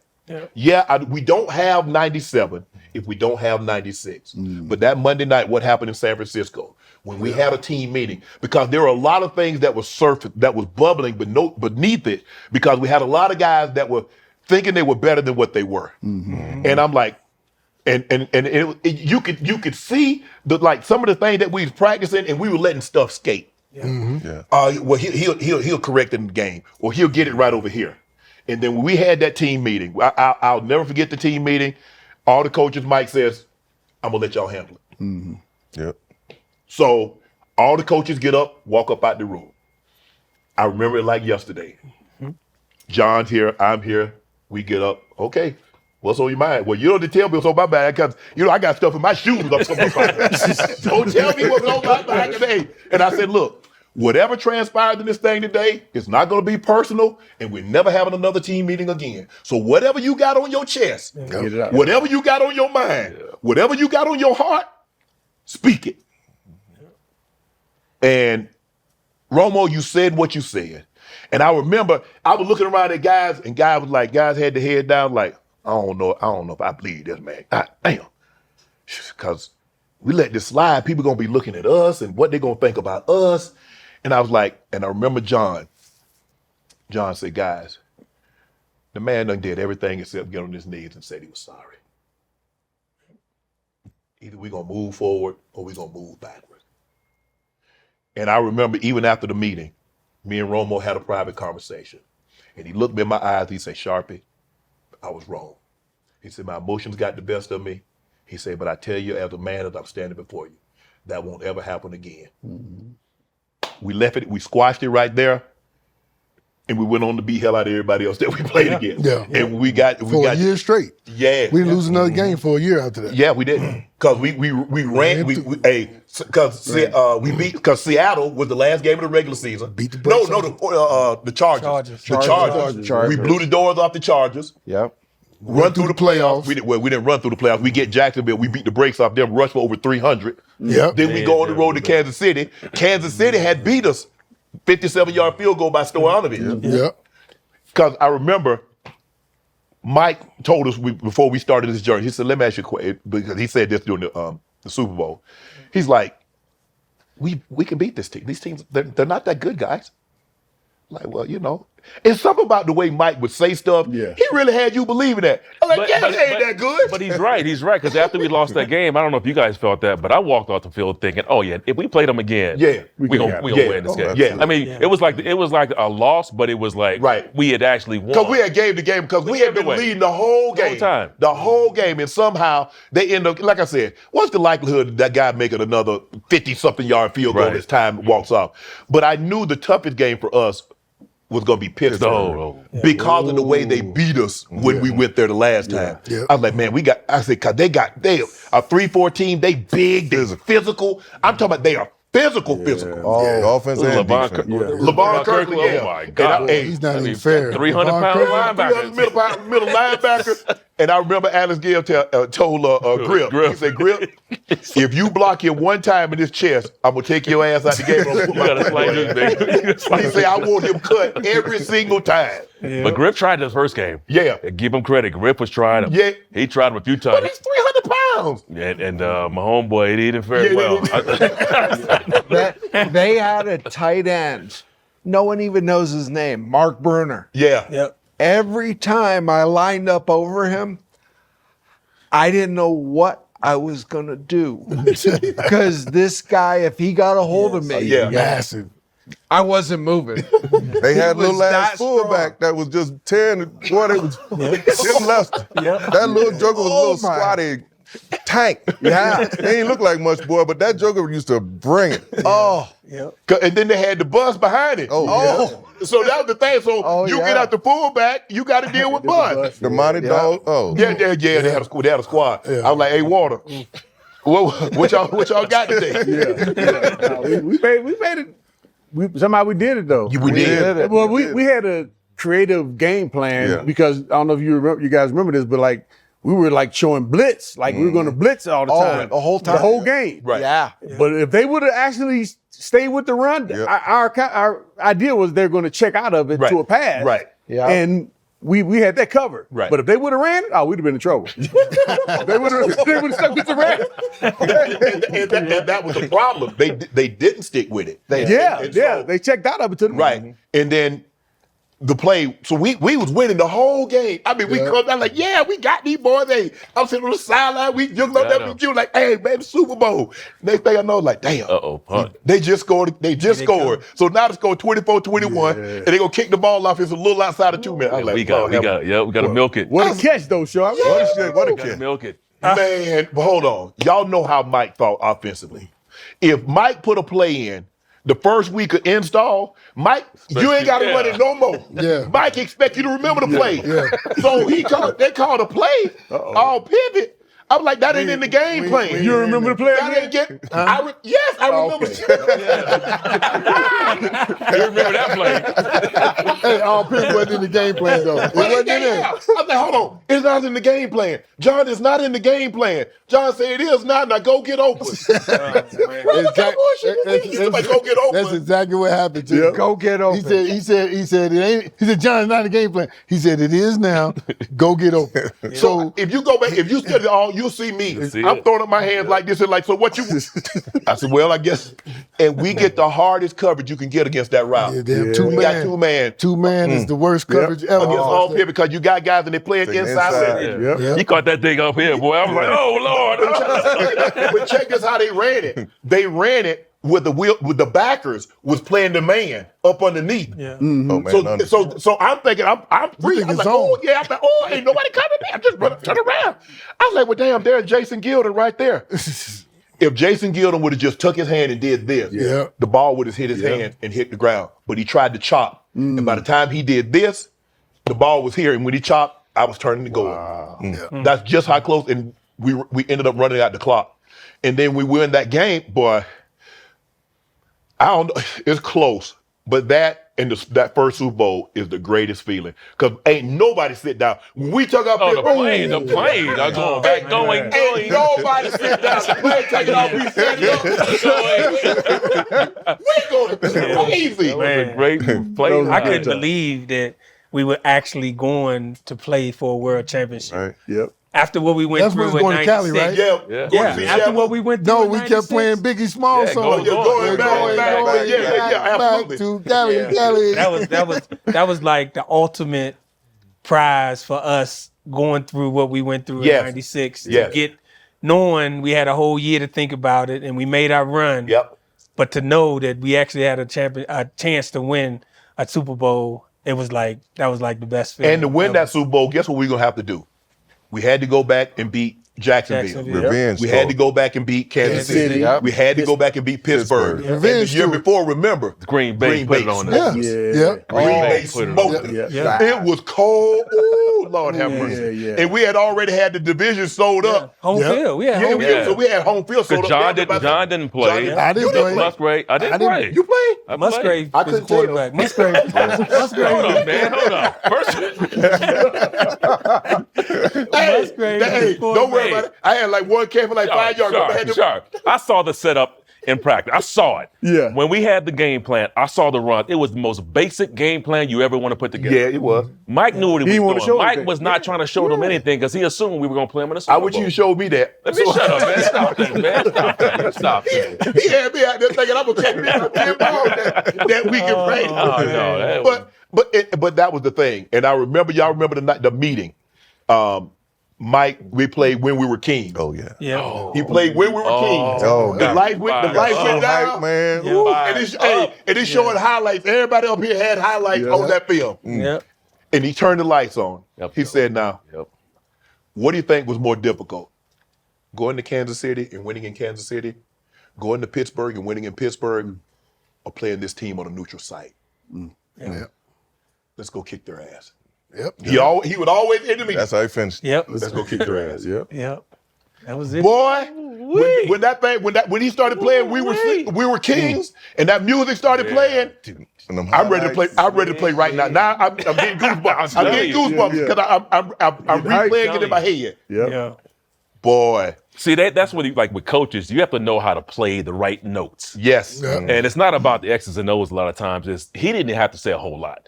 He put that tape on, man, and I think we all walked out of the room like, there is no way we lose this No game. way. None. Yeah. No way. I went to bed like, oh, there's no way we're going to lose this game. Yeah. Then they get the ball and they go down there and score. Oh, no. They get the ball. You messing up a good moment.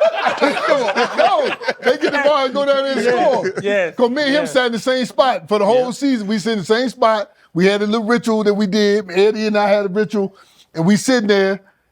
He said, "They got 7. Let's go get 8." That's all he said. And after that, we ain't say nothing else to each I other. was like, but they made it look so easy, yeah. Yeah. Because the thing was, you got to realize the NFC hadn't lost the Super Bowl Exactly. in like 11, 12, 13. They hadn't lost the Super Bowl since what? Like It was 13 years. yeah. Raiders. So that Raiders. the NFC had run Raiders. and really Raiders. with the exception of the 90 with the Buffalo Bills and the Giants, they weren't close. Yeah. Yeah.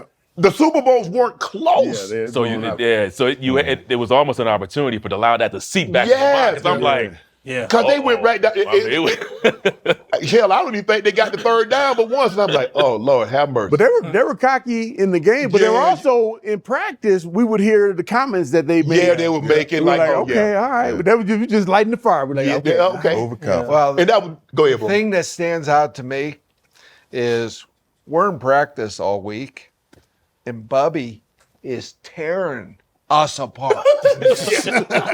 Ripping our, you know what. But was Brett Favre. And I'm on the sideline, and I think Greg Robinson, I'm like, Greg, S&P. if Favre plays as good as Bubby, we're getting our asses kicked. Because Favre was the MVP. That was his third MVP. Yeah. So he was a 3 consecutive MVPs.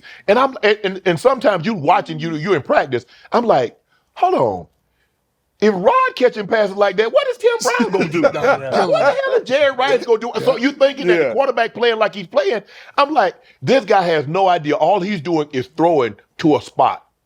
What do you think the actual guy? So you're thinking that, and so I'm watching. I'm like, well, damn.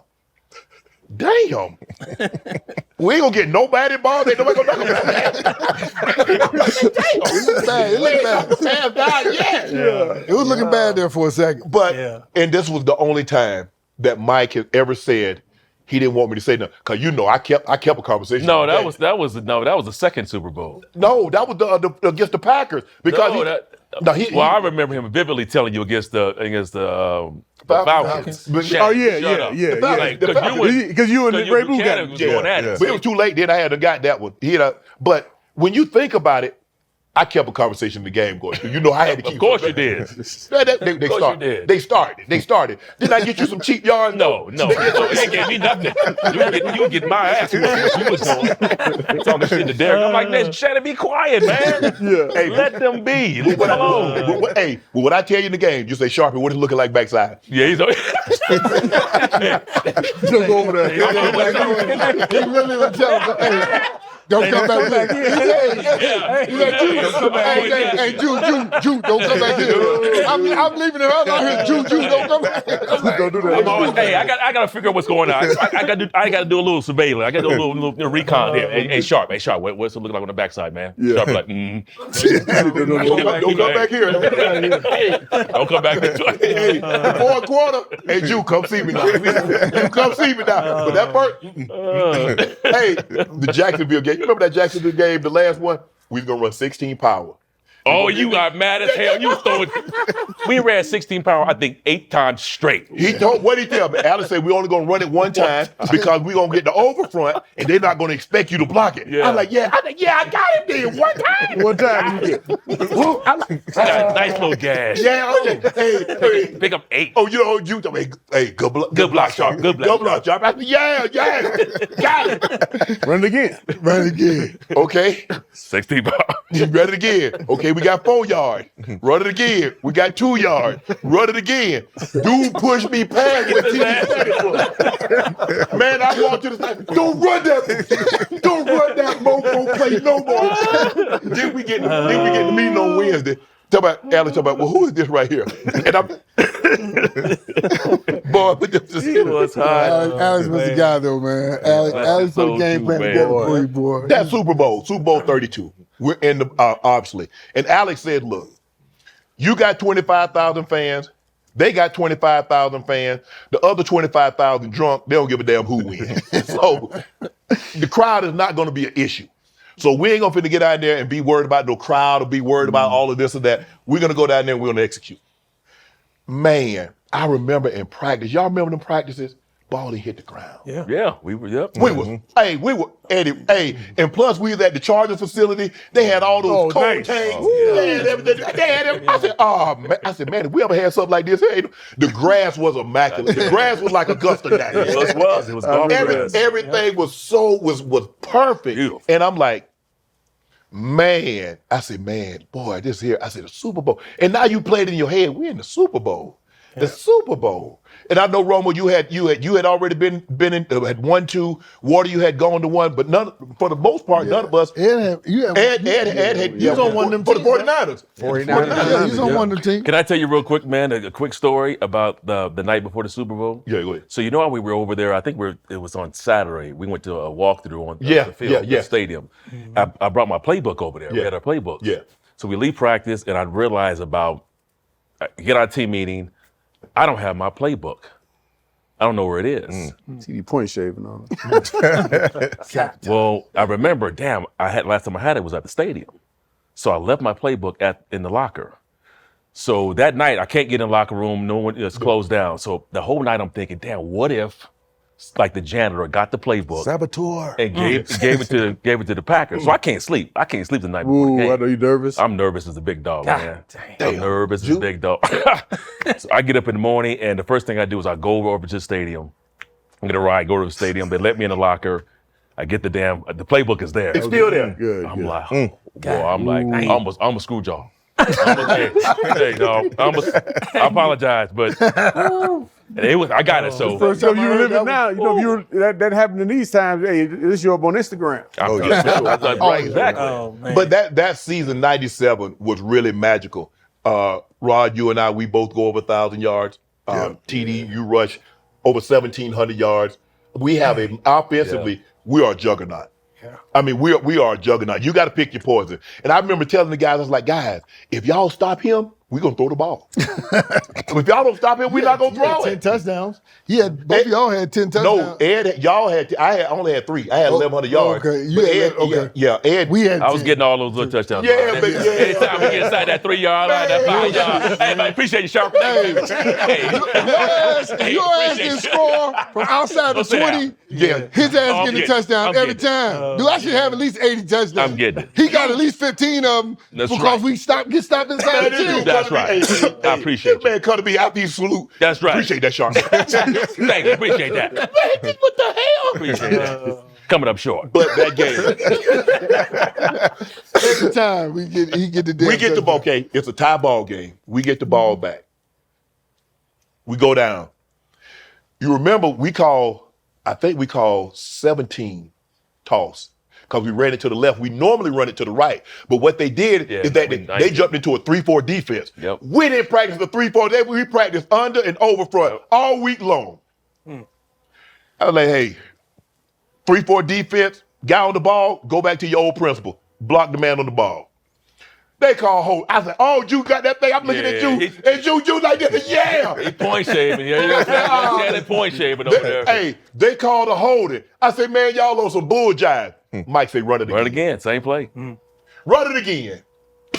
Yeah, I got you a couple. I get you a couple of good blocks now. I ain't gonna, hey, that And everybody. Eddie Mack block. Ed's block. Ed got Ed's his block. block. Eddie Mack. Yeah. Oh, yeah. You know the day game, you got that call back in. That was a good 30 yards worth of penalty. Peel back and A peel back Oh, yeah. and That Turn back yeah, and a yeah. taunt. While he was in there, you was pointing at him. Yeah. I was like, oh man, it was lovely. But the thing what people don't realize is that Ed was probably he wasn't probably he's the mild mannered one, but Ed was looking for that peel back. Ed was looking to get because Ed like, hold on, y'all been unloading on me all day. Yeah. I just want one chance. I just want one chance to get me a crack back. And Ed was because Ed had them little. I was like, Ed be like, Ed, you got to do something. I said, you got to get Christian his pads back, bro. I mean, Ed had these little pads like this. I was like, Ed, come on, bro. It ain't. He done took all the lining out of his shoes. Yeah. Ed, we started that taking all the pad stuff out of our pants. Yep. Y'all too. And so, but man, me and Ed pants had holes in them. Oh man, we got a They had to get professional. y'all new pants every week. They get y'all new pants every week because y'all done cut the lining out. It's too heavy. I'm like, Ed, it's a fucking t-shirt. He done cut the lining out the shirt. He ain't had nothing but the collar and like a thing over here. I was like, Ed, there's nothing left to cut. Every game, I see shrapnel of jersey, shoes, all in my locker. I'm like, dude, what the hell? Shoes. Yeah. He take the shoes. The lining out the We shoes. already got the speed, the speed tee, the tempos. They ain't nothing anyway. yeah, very light. He cut that out. He cut all that stuff out. Toes, the little Yeah. X mark. Oh did yeah. all that. And he get a On the size. buggy. He get a size too small. So if Ed wear 13, he got a 12, but he cut a hole in the toe. Yeah. So his toe, if you go back and look at Ed's shoes, they got an X and his toe is sticking out. Wow. Dude, but it was lighter. For him, it was lighter. It was about speed. In that game, you off to a great start. You might get 200 that game. If you don't get that migraine, Jude, you're gonna get 200. Yeah. You're gonna break Timmy Smith's record. Yeah, I mean, I wasn't worried about yards, man. I'm just worried about winning. But the thing that got me, and I felt like I was letting everybody down, was I get a migraine, man. Yeah. I get on that 18 toss going down, and Santana Dotson kicks his leg out. Yeah. I trip. I hit my head on somebody's knee. And the thing about that is, if we were playing that game today, they would have took my helmet. Yeah. Yeah. I was concussed, and so kind of glad we didn't have those rules back then. Yeah. But I knew it. I knew what's happened. I've dealt with migraines my entire You're life, right. man. So you can feel it coming on. I knew it was coming. I'm like, so then I stayed in there a few plays as we were going down toward the goal line, and then we get to the goal line, we're changing quarters, Yeah. and my vision just goes out, and that's what typically happens when I Right. can't see. And I'm like, you have got to be kidding me. In this game, of all games. All games, the game I waited for, Yeah. the biggest game of my life. So I go back on the sideline. I want to tell Mike, because we're on the goal line. I know he wants to give me the ball. Yeah. So I'll go by the sideline as we're changing fields. I'm like, hey, Mike, I can't see. And Mike, with his compassion, he's all like, We don't need you. he's like, to TD, TD, we don't need you. But you got to stay in the game, because if you're not in, They're they not won't gonna believe we're going to run the ball. Right. So without hesitation, I just say, okay. And I just go in. And we run fake. Fake 19. Fake Fake in that team. Yeah, Fake John 19, rolls handoff, out. keep right. Now, I don't know it must just been my senses, man. But I dodged a few people on that play. He could see. See. So he ran it back, and that guy was feeling the gap, and he stepped right to the side. It just must have been, that instinct that He looked like Barry Sanders because the guy came scot-free, and TD hopped to the side. I shook his ass. I thought he couldn't see. But just for a second, his vision came. No, it wasn't vision, man. It was my instincts there, Sharpe. My instincts kicked in. But Mike told him, I remember Mike told him, say, we don't need you to see on this play. Just get in there because they won't believe it's a run if you're not in the ball game. Yeah. And that's why I just, all right, cool. And I trust. I'm like, I have faith in Mike. Yeah. Love that. So I went in and did that. And then after that, I don't know if you remember, that was it for me. That was it. You didn't I play was gone. Yeah. That was the first play of the second quarter. First play, second quarter. And so you I didn't play missed the entire anymore. second quarter. Yep. Thank God half times in Super Bowl is so damn long. Yeah. Because it takes me an hour Yeah. to get my vision back. And so I went to the locker room. I stayed on the sideline for a second, then I went to the locker room. And I can hear the game in the locker room. Right. And and it's eating me up. Because I know I think they started making a run. We're not really doing what we're doing offensively. So I'm like, God, man, this is just burning me up, man. And then we finally get back on the field third quarter, and I can see again, and I'm freaking excited as hell. I'm like, I'm back. Yeah. They give me the ball. I fumble the ball the first carry out. God damn it. And y'all held them to 3 points, though. Yeah. So that was big. And then I was like, all right, TD, man, you got to get your ass back in this game. So Because that's when on the sideline, Eugene Robinson say, see, he's scared. Yeah, he's scared. He don't want to run no more. He's scared. we didn't see we saw it after the game. that after the game. But the way they were talking during the game, they just thought they were was a foregone conclusion. They were talking a lot of trash. Okay. But rightfully so, though, right? Yeah, this team was the best team. Best They team. got the defendant. They got the reigning MVP. Yeah. So it's like, okay, we get it. And for us, like we were an NFC team. Like they ain't seen nobody run the ball like us. The way we can run the ball. The way we can run the ball. And that's what happened to us in 95. We got away from the commitment to run the football. All of a sudden, we wanted to do something different than what we had done all year. Jew had run us all year. But like you said, it's like pick your poison. Yeah. Like if you guys want to stop the run, then you got to deal with Ed and Rod. Yeah, Can I say something about that? Yeah. The thing that, when I always look back on, it's so impressive is that when Mike said, hey, you don't need to see on this play. Right. Terrell didn't say, what? Yeah. You know what I'm saying? He didn't hesitate. No question. He just ran back out on the field, never, man. And man, I look at that and, people can learn something about that, just about the commitment, know? In this day and age. But that was our team. Trust Like that wasn't unique to me. That was like, dude, everybody, like I'm going to block and do what I got to do to make sure that they got time, that the Giants got time to throw the ball. You want me to run back, I'm going to run block. I'm going to do whatever it takes. We always used to say we were like a team of misfits on offense.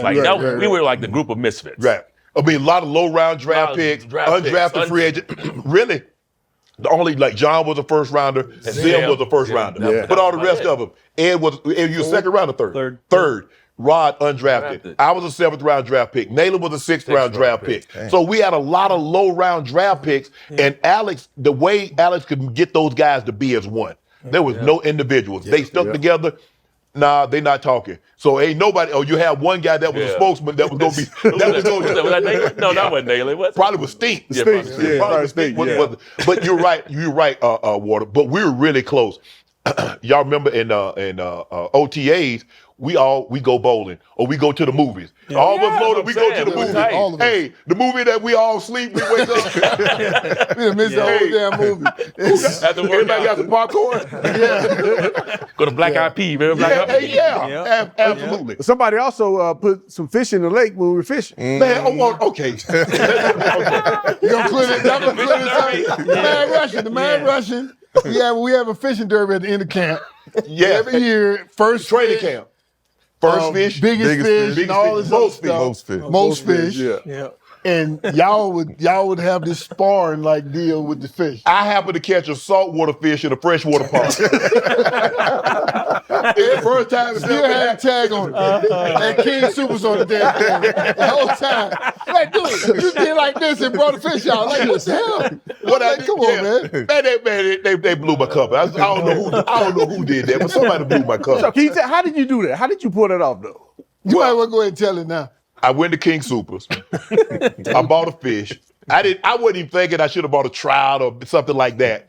Obviously, they're not selling no bluegills or anything like that. King Supers. So I was kind of relegated. Either the trout. I don't even forget. I forget the type of fish that I brought. And so I knew where I was going to go fishing. So I went over there, stashed him over there. When they said, because you know they blew the start. I put him on there, threw him out there. I got one. I got it. Yeah. We just started. Fish dead. We just started fishing. We just started. Ain't moving at all. Ain't no moving. No, the first fish. She caught the first fish. Yeah, she Because caught the the first thing fish. was that every time we did something, man. there was huge prizes. Yeah. Like every time we did TVs, you yeah. winning TVs, jewelry, you winning. Boy. I remember one year I won a TV combo with a DVD player on it at the poker game at Mike's house. Yeah. So it's always some prizes and money involved. Everything. So he on the backside of the lake. Can't nobody see him. Like, bro, they fishing over here. No, he done found a creek over here. I got him. I got him. Come on, dog. They're like, that fish ain't moving. But that was a part of the culture, who we were as a group. As a group, we did everything together. together. Like in the off season, think about it, we go, Rich would run the hell out of us, and we would say we going bowling. Half of us don't bowl. We didn't care. We just wanted to be together. We go to the movies. We sit in the movie watching us. We ain't seen nothing. The credits started, and we caught the end credits. Hey, man, you got some popcorn left?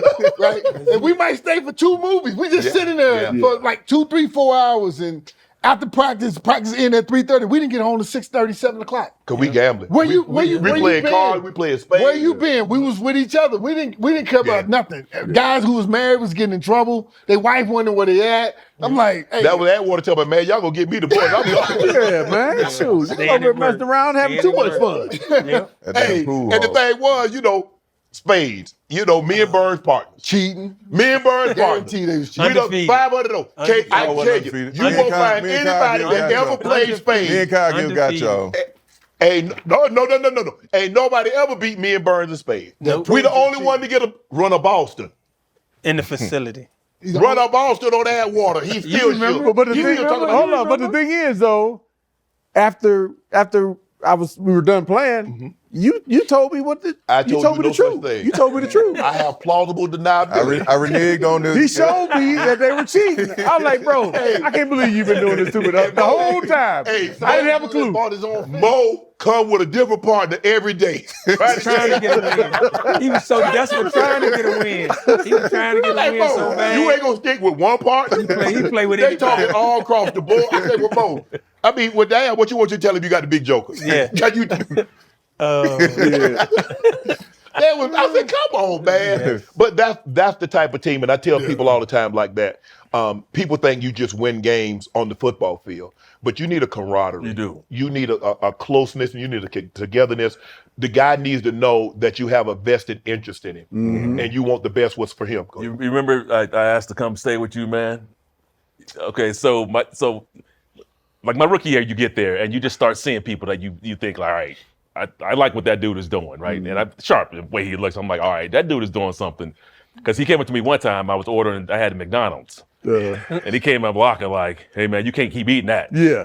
Sharpe, right? So I'm like, all right, so what the hell you want me to eat? There ain't no food around here, right? So we had to order fast food. So anyway, watching him the way he worked out, I was like, you know what, the off season, man, I'm gonna come hang out with you, man. Come train and see how you get down.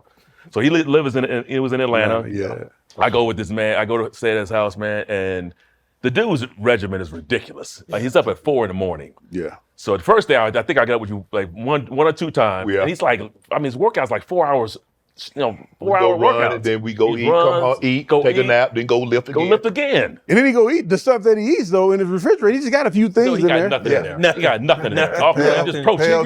Chicken breast, rice, broccoli, and green beans. Yeah, that's it. Water. I know that, and I know his breakfast. He had it for 20-something No years. seasoning. No, none. Zero seasoning. He got egg whites. He gonna have oatmeal. That's it. And water. if he cutting, he ain't gonna use no fruit. He'll have fruit. Those three things. Like literally, I watched him for 20 plus years eat the exact same. I said, bro, how the hell you do just that? So that's what I'm eating. Yeah. About a week, I said, "Hey man, I can't do this." Yeah, he's like, I can't do He this. said, I don't want to be that good. So I don't want to be that great. No, I want to be that TD, he told me. I saw what greatness looked like. I said, I don't want to be that TD, he great. told me come with it. So- Hey man, you need to come over with me in the offseason, bro. I said, I don't want to look like you. I'm good. Because the reporter asked Rod, he said, Rod, why don't you eat like Shannon? He said, because I ain't gonna look like Shannon. I ain't gonna look like Shannon. Ed would eat healthy. I didn't eat healthy. I ate Kit Kats. See, and he shit was like meal that. prepping before meal prepping became Yeah. because he was the only one that ever bought his food to lunch. Yeah. I mean, to the facility, and I was like, well, I don't know when he got time to do all that. I'm like, ain't nobody eating that bland food. I'm like, man, Zero season. what? Zero. Oh, You man. remember I started going out. I started going out to clubs. I was like, So I'm like, okay. So, hey, we don't work out. He said, hey, Sharpe, let me hold your car. I'm gonna make a couple of runs. I was like, oh, go ahead, Joe. Man, he done left and people say, yeah, I saw you over there on Stewart. I said, you ain't see me on no Stewart. Yeah, man, they had you back then. You the go-to guy, right? Yeah, go to. I got his ride all in Atlanta. Man, all up in the in the hood. We like, I'm like, bro, you leaving. You do realize you gonna leave though, right? Wow. Then we follow up 97. We win the championship. Remember that first meeting, we get back in there. Mike says there have been a lot of teams that's won one in a row. If you want to be great, you got to go back to back. Yeah. Got to go back to back. We did, because before that, we had the whole schedule up. This year, he puts up who we played just that week. That's all you saw. Yeah. See, we always approached it as a 16-round fight, round One one. at a time. Yeah. 16-round fight, round two. Like, okay, damn, we had a great season. It was a mythical season. I'm like, okay. And we start out on fire. Hey, we open up with New England, kick 5 from them. Then we get Dallas. Knock 5 from first 5 times we touched the ball, 35 points. 35 points. You had 2 carries, you had 2 carries, 120 yards, 2 touchdowns. Yeah, it was crazy. And then, remember John pulled his hamstring. that's right. And Bub. I was like, oh, no, here we go. Yeah. We ain't no back-to-back now. Then Bubby come in there. I say, Bubby, this is Ferrari. Just keep it in first. You don't need to go. You don't need to see how fast it runs.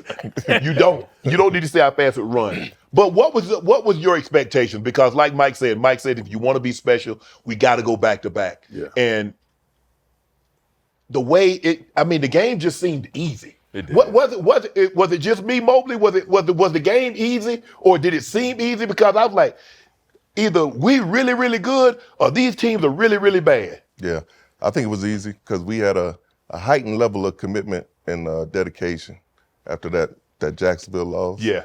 I think the vets kind of made sure the younger guys Yes. understood what was at stake. And I think those practices, meetings, everything, it was a whole different perspective after that. Yeah. What'd you think, Bert? Made Well, the we games knew. easy. I think we knew the teams were going to be gunning for us. Yes. And I think it was the way that we practiced. Yes. For the most part, for us, practice was so much fun. And we're full speed, And we too, used though. to, that's We what I'm wasn't- saying. we wasn't Everything slacking. we did, everything we did was Full at speed. game speed. But we knew we never wanted to let each other down. Yep. And that's the way we practiced, and it just carried over to the game. So that's why the game seemed so easy to us in '98, because, like I said, we was putting up numbers, and I was like, God damn, we get off the bus, we up 14. It didn't even matter who we was playing. Yep. We knew our offense was you had an haircut, on Kevin. all He cylinders. used to come to me, man, y'all need to slow down. Yes. Yes. That was I one said, of you guys. I said, look at that. I said, John, listen, Yeah. I'm telling you right now, I'm going to give you 5 plays. Man, we just came up. You got 5. I'm giving you 5. Take deep breaths. Next thing you know, TD get 1, play action pass, Eddie catch 1 down the field, TD again, We right Sharpe back out catch there. 1, touchdown. He's like, bro, I said, I told you, you got 5 plays. And next thing you know, it'll be a different rotation the next time. Hey, man, listen, we're going to give y'all 4 plays this time. Man, we just can't. Dude, y'all got 4 plays. Next thing you know, we up 21. Yep. But it was easy. It was, But you got to remember, we were going against each other. Yeah. That was the biggest competition we had was each other. We going at each other's throat every single day. So when we got against them and they didn't know what we was doing, oh, it was a wrap. Yeah. But Mike, boy, Mike was unrelenting. Y'all remember walkthrough? Cause we had got on the walkthrough, guys coming out there with Uggs, guys coming out there with Timbs. Mike said, "I tell you what." Mike like, but now when things got a little, tense, super tick. Yeah. Super tick. He come out there. You guys laundry back to the rescue. Oh man. Super chick. He had these blue tights all over, and he put a towel in his back. Yes. That was his cape. One time he had adjusted jock strap on. Yes. And he get on the laundry basket. High tops, high top cleats, and a cape. Yep. And he come rolling. And the superhero is here today. Yes. The Super tick. Yeah. They would do whatever we needed to do for camaraderie. And that's all we used to do is laugh. We laugh till the day. 97. There's another. Y'all remember that snowstorm happened? That Friday. Oof. Rod dropped the pass. I dropped the pass. Ed dropped the pass. Which never happens. And Mike said, "Guys, what are we doing?" He said, "I tell you what, start it over again." Whoa, Mike, we 20 minutes from practice. You're talking about starting the whole thing? The whole thing over. We started the whole practice over from stretching. Oh yeah. Went all the way back to stretch. I said, "Oh my God!" I said, "Oh, boy, I wanted to fight, man." But that man said, "Hey, start it all back over from the top." I said, "Oh my goodness." It was cold, and it because remember that was the one that we ended up getting snowed in. So it had started to snow, and the snow was like starting to get on up there. And so we finished practicing. Mike said, "Guys, we got a standard." That was it. We got a standard. He was good. We held each other accountable too, man. Absolutely. And the thing I hate, I hated it, but it made me better. Was that stupid fumble shit that he was always doing. Yeah. Like anytime you hold the football, they could strip the ball, and I had to pay $500 to the court. So remember, Stubby got you. I'm walking. Like anytime I got the ball, if I finish 40 yards down the field, if I'm jogging back, somebody can come knock the ball out, and that's $500. So I mean, that was I didn't like it, but it made you better. And I think in practice, like you said, we would be on each other. If you dropped a ball in practice, Rod, I'd be like, something wrong with you, though. Like, but we had a fine system. Right. You drop a pass. It's $10 in the red zone. You jump outside. You miss an assignment. We had accountability. We were big on accountability. You stepped out of the huddle. You supposed to go left, and you stepped to the right, and we saw it on tape. We wrote you down. That's right. We had so much money in this fine jar from just whatever happened to that money anyway? Well, I know, right? We took the money. We used to go out. And then we used to go to downtown. Morton's? Yeah, we used to go to Morton's downtown. We would go to Morton's downtown, and then one year, Coop said something about the kids, and we donated the fine money to the kids, and we bought a bunch of bikes for the kids. But we had a bunch of money. My kids could have used that money. Yeah, but it was just a standard though. Yeah, we held each other because the guy at the back of us didn't get fined because they were never in the game. Right. We got fined in the game, so they got fined in practice. If they was on scout team and wasn't giving the look, if they dropped the ball in scout team, I'm back there writing it down. I was the treasurer. I'm taking certain guys didn't want to pay. I go in their pocket and take their money. Oh yeah. What you gonna do? We had you gonna fight all of us? We had accountability because look. Everybody went through it. Everybody had to sing. Everybody had to say where I'm from, sing your alma mater, and then I'm tired of your alma mater, bro. Sing a song. This joke here, he sang I did bad. He did bad white. He still had the best whatever. He still got the best whatever, man. You got it. Oh yes, I remember that. Telling me this, telling me that. Yeah, man. He tore it up. But there was a certain level of accountability, and you guys, we talk about that there was a standard in which we had, which we played at, which we practiced at, and we held everybody to that. It never except Mike, and Mike told me this, because I remember Mike first game he coached, I had 10 for $180. Your first game starting as the Buffalo Bills. And I'm like, hey, Mike, Greek tapped me on the shoulder and say, Mike, want to see you. I'm like, because, Mike rolled me. Mike was hard on me, man, because, he's like, my ankles messed up. So I get up there to the office and I'm like, well, he about to hype his boy up. 10 for $180. Yeah. He's like, you can't get past. It's like, 84. How you doing? I was like, Mike, I'm okay. You know, ankle feel pretty good. So by this time, I see the TV click on. Like, boy, we go out to watch a soap opera or something. What would you? I loaf on the play. Damn. Missed the cutoff block. Damn. He ain't mentioned nothing about. He ain't showed me not one pass I caught. He ain't showed me one good block. He showed me everything that I did wrong. And he looked at me and says, 84, I'll never accept anything in a win I wouldn't have lost. He said, if we had lost this game, that would have been unacceptable. Yeah. That was some of the best advice that he'd ever given me. And he expected perfection. Yep. He demanded it. Yep. Like I was talking to Foots today at practice, and I watched the guys catch the ball and go about 5-10 yards. Yeah, no. It's, Boy, He would have lost it. Mike would, boy, Lord, have mercy. Yeah. He'd have lost Just it. sprint to the end zone. Yes. Sir. You better come past him. Odie. You better go past I'm him. like, man, when Minimum pass. you move up, you moving back farther. He gonna talk about, he hold up. That's the plays he won't repeat it. Bro, that's for me. I don't want to run the play no more. I'm good. Atwater, that Super Bowl, the first one, you didn't finish the game because you knocked damn near everybody out. You knocked yourself out. You knocked Hillard out. Croc had a hamstring, was out. And Robert Brooks was out. Yeah. What went through your mind? You like, I can't let him catch it. Oh yeah. Well, it was third down. Yep. And I was to the trip side. I had deep middle responsibility. Right. And man, I tried to disguise it a little We bit. already know you weren't gonna catch it, but go ahead. Hey, Mo, we know you weren't gonna catch it. Ball hit it dead. He's like, I had it right. I saw a touchdown. That's not the one though. That's not that play. That play wasn't that bad. I didn't have a chance to catch that one, man. So, but you. But anyway, so my mindset was, bro, when I realized that Brett Favre was throwing the ball, Right. I saw like, bro, I can't let anybody catch that ball. Right. Because otherwise, that's going to be on me. Right. Right. And so I went in there with everything I had, man, And blew it up. next thing you know, I was. everybody got So now it's fourth down.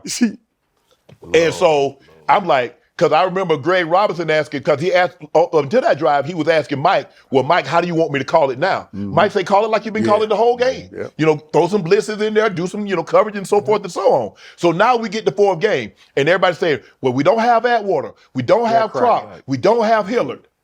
So we got a bunch of guys in there, and this is the biggest play of the game. This is basically our season. And I see Gray, what they gonna run? And I see Gray. He blow it up. Ball. Yeah. We finna blow it up. Okay, there we go. And so now, I was like, oh, what? I see Mo break. I said, well, Mo go. I know Mo ain't gonna catch it either. I had the best hands on the defense. I know Mo ain't gonna catch it either. So I see Romo dip trying to get around because Romo coming on the blitz. Yeah. Actually, everybody coming. Everybody. Everybody's coming. Yeah, everybody. And I was like, and it seemed like, I don't know how it felt. Ever. It felt like it was slow motion. I'm watching and I'm like, Like, did. Lord. and I was like, well, damn, is the ball ever going to get there? And I just see Mo, and Mo cut that thing pretty. I mean, Mo cut it.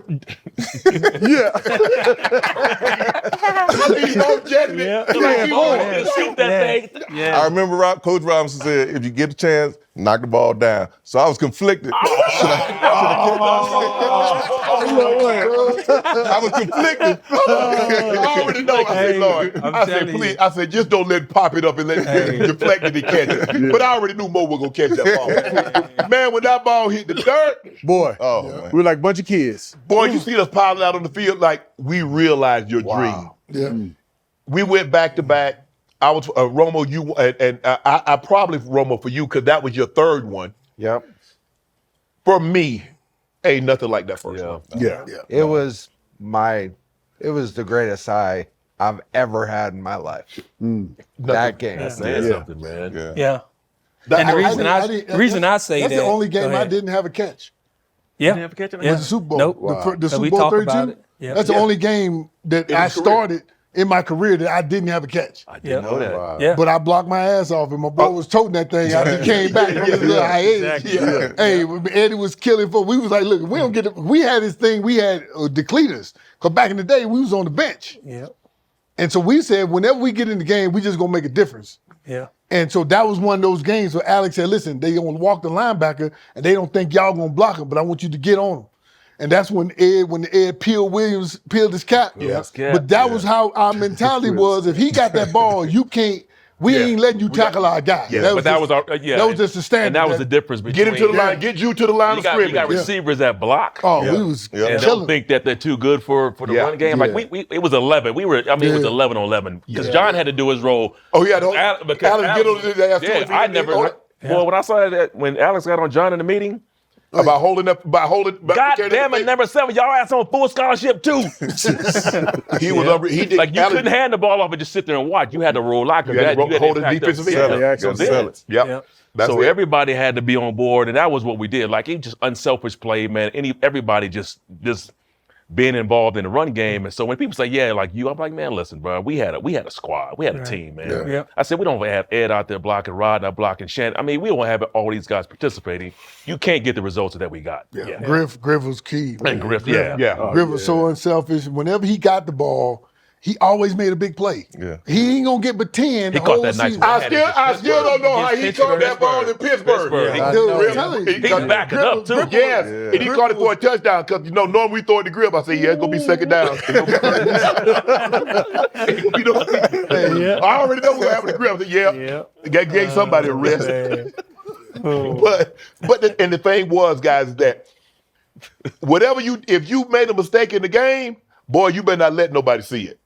Boy, because when we get to that meeting on Wednesday, I hated it. boy, that's one thing, because everything is going to be on full display. yeah. It's going to be on full display, and you didn't want to man, TD might have had a 30, 40-yard game if I'd have just cut this guy off. Yeah. Man, if I'd have just held up a little longer, John could hit Ed in stride instead of Ed, coming back, having to get a 30-yard completion. He might have been able to hit Ed in stride and Ed get to the house. So that went through your mind because you they're going to watch this.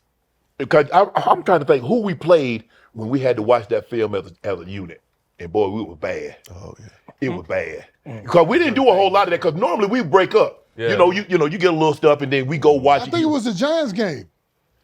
Was it the Giants that game? broke the win streak. When we Yeah, broke the streak. We was 13. I was more hurt about the hat we thing. had ran off 13 straight. Remember, we was calling each other to figure out what to do. Yeah, we had We to like, go wait a in and minute, work. we ain't wore hats in a year. Yeah. And we ain't been to work on We a hadn't been to Monday. work on Monday Yeah. and Tuesday in a year, so we was like, what the hell? Depressed. Like, dude, what time we supposed to do? Like, literally calling in, guys who come in early and just sit there and wait. Yep. And we said, man, is he going to really make us do this?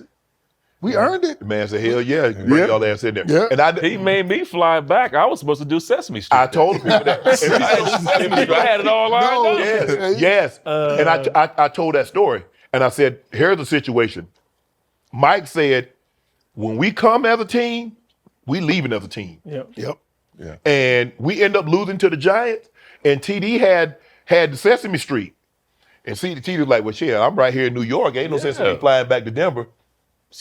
Where were you at?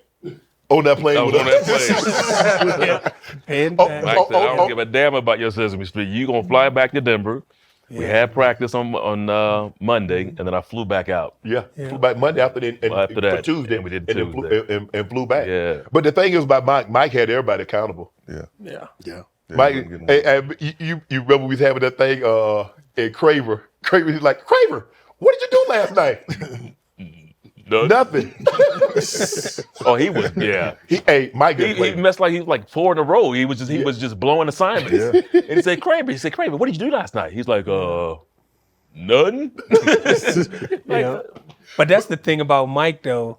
Like you said, everything was player ran, but when he called your full name, you know You it's already know bad. you done messed up. You know it's bad. It don't matter how the day was going. Like a if he parent. called your full name, you just drop your head and be like, this ain't gonna be good.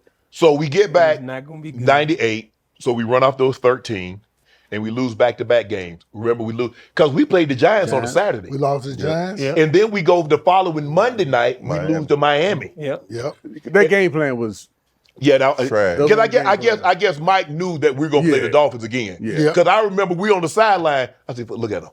They up there dancing. Sam Madison and T. Buck and them. They dance and have a good time." I said, "Look at them, puts." Okay. You walk, you know, because you were still on that was the first time that you all of a sudden now you're not on that pace anymore because all you had to average like 100 yards, and because I think you had like 29, 30 something yards that game. 29.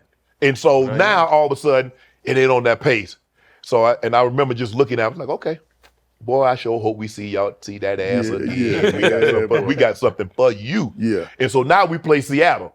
You need what? 180 something? I need 170, 178, 170, and I get You got 170, yeah. So we get and so they was like, man, if TD gonna get that man. I was like, man. So I didn't think I would have a chance. Number one, because we're flying back, and I'm talking to Derek Lavelle on the plane. We get the little stat sheet. I'm looking at it on the way back. You know, do I look at it? Yeah, I was looking at it, but I don't look at it when I'm playing. So as we're flying back, I look at the stat sheet and I see 29 yards on there. So I say, damn. I said, no. Derek is looking at it. And Derek looks at me and says, man, you could have had 2,000 yards this season. And I was like, yeah. I was like, but it ain't gonna happen. It ain't gonna happen now because I'm thinking Seattle. I'm probably gonna play a quarter. Where we probably get out there, get a couple of drives, look good, and then come out. So I don't know what's brewing behind the scenes. But did you guys know that we were gonna play the whole game? Well, because I didn't know. We had home field advantage, and then we lost those two games. No, we lost those two games. Yeah. And it was between us and the Jets. Yeah. Because of the Jets, we lose and the Jets win. The Jets, yes. Yeah. Yes. The Jets would have got it. We got to go to New York. Yep. So now, I'm like, in the offensive line, they've been campaigning because they've never blocked for a 2,000-yard rusher. They're going to be a part of history. Okay. And it's like, okay. I'm like, well, damn. I say 2,000. I mean, 170 carries. I mean, 170 yards. I say that's about 30 carries. Well, you ain't getting about. I say, but how many passes that is? I'm adding up carries. Okay, that's 30, 35 carries. Okay, passes. Let's just say there's 65 plays in the game. Ain't like John going 35 for 35. Ed gonna want his 4 to 5. Foot's gonna want his 4 to 5. They're gonna drop a couple off the grip and I say, shit. I can't believe you're doing the math like that. I can't believe you're doing the math like that. Because the math need the math in order for me to do what I need to do. So I'm like, and then the line like, hey, we want 2,000. They was hype. Boy, they was hype. And I was like, we all just stayed in the game. Yes. It was like no exit strategy for it. No. Because as you was started you was grinding those yards. You was just getting 3 and 4 and 5 and 3, and then we throw a pass just in there every now and then just because they was trying to stack the box. Yeah. But even with them stacking the box, you was get 3, 4, 5. And then you look up, you had 100. It's like, well, shit, we can't come out now. Yeah. And then they put Tiger in there. Yeah. Because Ed stayed in, and I came out when you got the 2,000. Because House was in there. And we ran our handoff to the left. Yep. Combo block, me and Bone combo block, and led up, and then you got it, and they flashed 2008 on the jumbotron. It's like, I know. We get there like Richard Stewart is on the sideline. So every drive he's like telling me where I am. Yeah. And I'm telling him stop. I'm like, dude, stop telling me. I don't want to know. I just want to play football because I don't want to think about the numbers. Yeah. Right. Yeah. So as we get close and I can see it, like everybody knows, I think I'm 7 yards away from it. And we call the play. And I remember thinking, as I'm lining up behind John, I just started thinking about all this negative stuff. Like, dude, what if I drop the ball? What if we fumble? What if I lose like 5 yards on this play? And all of a sudden, John is coming at me. I'm like, oh shit, I need to go. so I get the ball, go left. I think I break a tackle or something like that, and then end up going out of bounds. And just to hear the stadium, and just to know you went over 2,000 yards is like, I mean, it don't happen every year. Mm-hmm. Like, I'm not this, you know me, man. I'm not an individual dude. Like, I don't really give a shit about it, to be honest with you. But that had to be probably the coolest moment, besides winning the Super Bowl, that you can have. Because just the previous year, Barry had gone over 2,000. Yeah, he stole my season. Because you was leading the whole. I came out, that was 96. 97. 97, he goes for 2,000. You followed up in 98. but he put together them last 3 games he had. Because you was leading the whole year rushing. 200 a game. But he also got me in '96 too, where I was leading. And remember, we played the Chargers, and we didn't play. Yeah. So I think we played like 8 plays and Yeah. came out, and I had a big old lead on Barry, 150 yards on Barry. So I'm watching Monday Night Football, and the Niners are playing the Detroit. Yeah. The Niners got the number 1 run defense in the league. Yeah. I'm like, oh yeah, I should be good. Yeah. I'm watching the game. I'm like, get him! Get Barry! Barry hit it. I mean, Ain't Barry nobody hit ever it. called Oh, Barry, like I'm not You good. had 14 people out there, he still couldn't stop that Barry hit dude. the boys up, took my title. Then Super Bowl 33 to finish off the back-to-back. There's a lot of storylines. Dan, rest his soul, he was the coach here for a number of years, took the Broncos to 3 Super Bowls. Mike, Dan had relieved Mike of his duties. Yep. The tension between Coach Reeves and John. So there was a lot of storylines. And like, they coming to me, I don't know what y'all want me to say. I don't know nothing about that, bro. That was my 3rd year. I'm just happy to be on the team. They ain't running nothing by me. We knew it was a little some tension, some tension, but it wasn't nothing that we thought about. Yeah. That wasn't why we were losing. Yeah. We were losing because John got hurt. Because remember, we started off, we were like 7-1. Yeah, we were rolling. And then John hurts his shoulder. Yeah, was his shoulder? It was his shoulder. Because remember, now we alternating quarterbacks. Yeah, right. Sean Moore and Tommy Maddox. Right. We alternating quarterbacks because that's what they did in Dallas with Roger Staubach and Craig Morton. Mm-hmm. And so that's where Dan comes from. And so after the season, things go their way, and it just so happens we're going to play the Falcons. We were expecting to play Minnesota. Absolutely. Because remember, Minnesota had that. Yeah, they had that outstanding season. Chris Carter, Robert Smith, Randall was throwing the ball. He had just come back in the league. And I'm like, oh, man, it's going to be fireworks. It's going to be fireworks. Our offense against their offense. And we get into the game. And like you said, Rod, you didn't catch a pass in the first Super Bowl. And now you get 5. I had 5 at the half. For 150 at the half, so it was get them foots. No, it was just one of those things that, like, even the bomb that I caught, and to come back to something you said earlier, when Coach asked him to get in, hey, we need you in, he didn't even blink about doing it. Well, the play I called him, we made that play up right before we ran it. Literally, we was running keep pass, and Eugene Robinson tried to jump Ed on the crosser. He run it down flat. And I would usually clear it out. He said, hey, look, we're going to call 19 keep pass, you run a post. I was like, what? He said, we only told you and John. I said, how deep? He said, just get up on him. Literally, that's all he said. I said, okay. Wow. And I jabbed, Ronnie Bradford with cover 2. I ran up, and I run the post. Next thing you know, I look up John running this way, and the ball coming this way. Wow. And it was wide open because Eugene was trying to rob Ed on the cross route every time. Yeah. Caught him. And of course, he had a bad night the night before. So he had a bad night that night too. But that was like one of those things. Keith, remember, I give you the thumbs up. Because me and him used to do this to each other all the time. Yeah. If you watch the end of the play, I did this. After I scored, it was to him. Because all the days, all the years, all the stuff, we all had these little things amongst each other that we would do. So it was just like, I did think I was going to be MVP. I did thought I was going to go. You thought it was going to be John's last game. Damn that, man. Come on. He should have took me with him. At least I didn't catch another pass after Ed started getting all the passes. And you was out. I was out. You ended up getting out. So Ed was my MCL. Yep.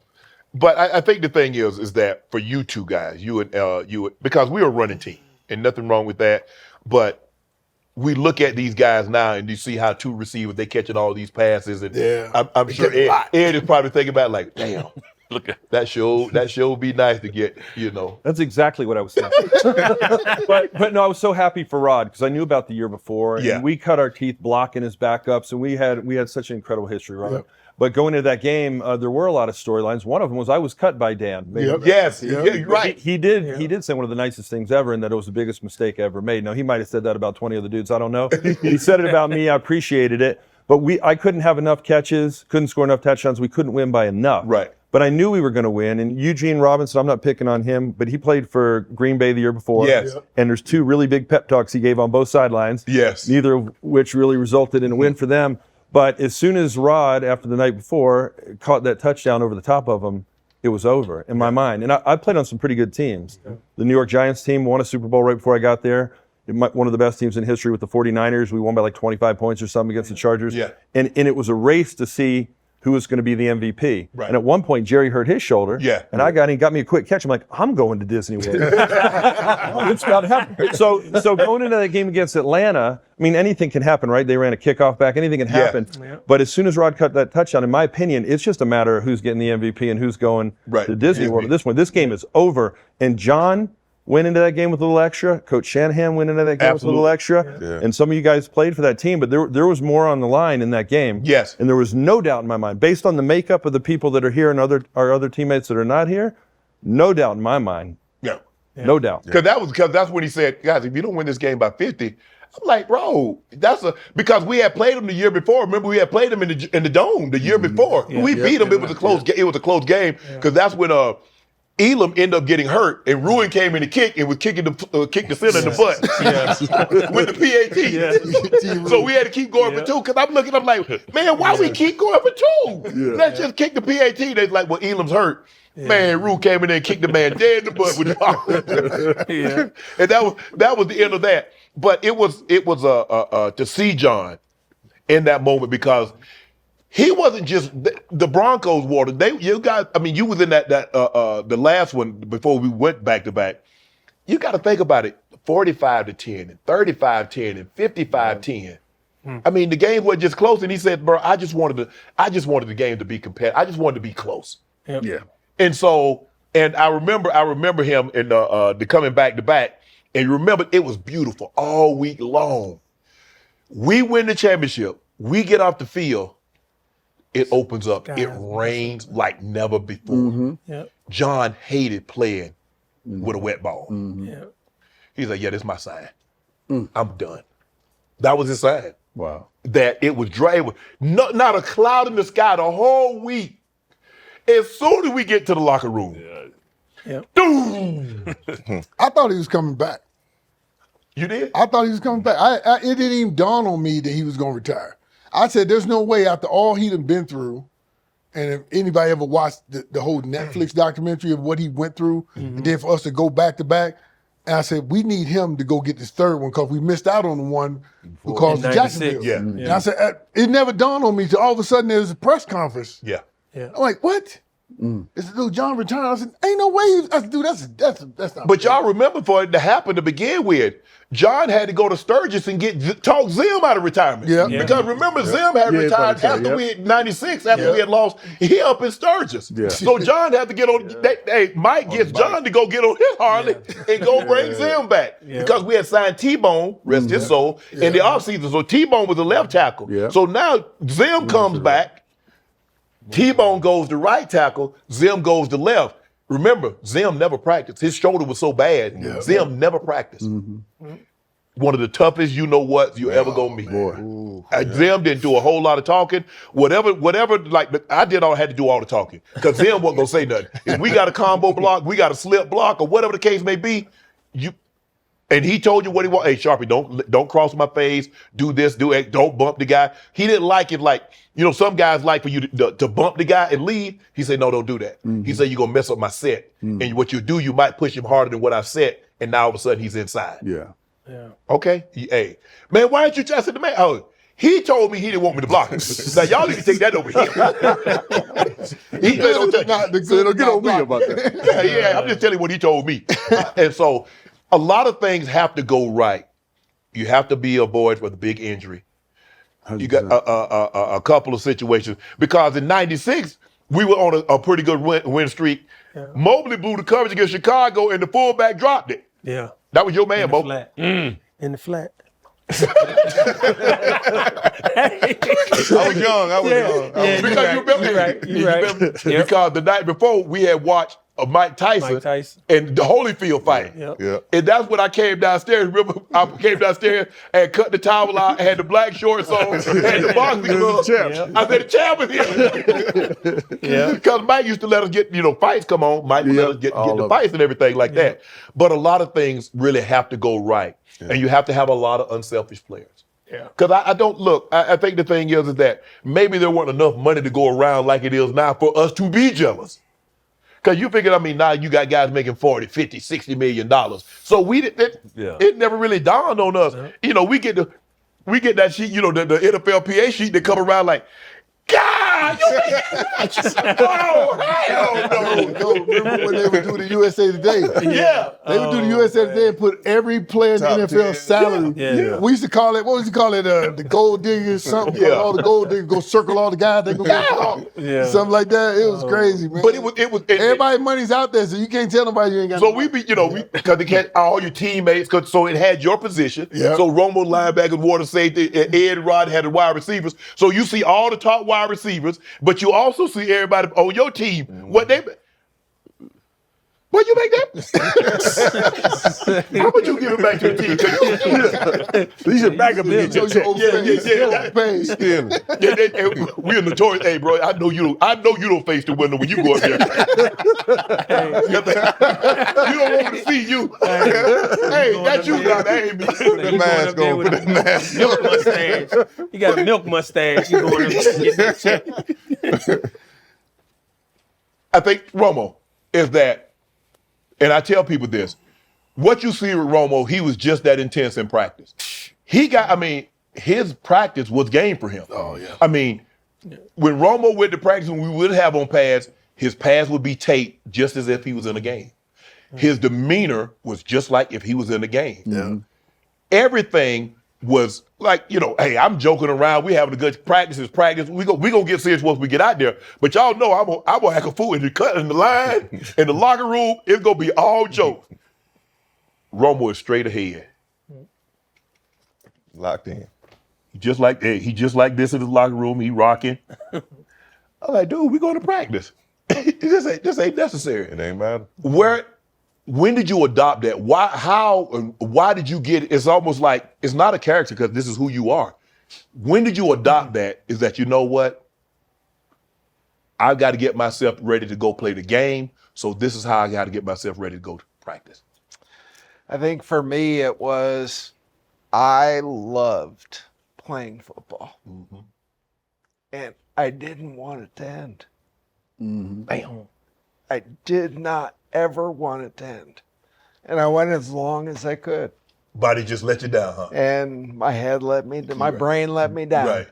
Because you never missed a game in all your years. You're right. That's crazy. Wow. Yeah.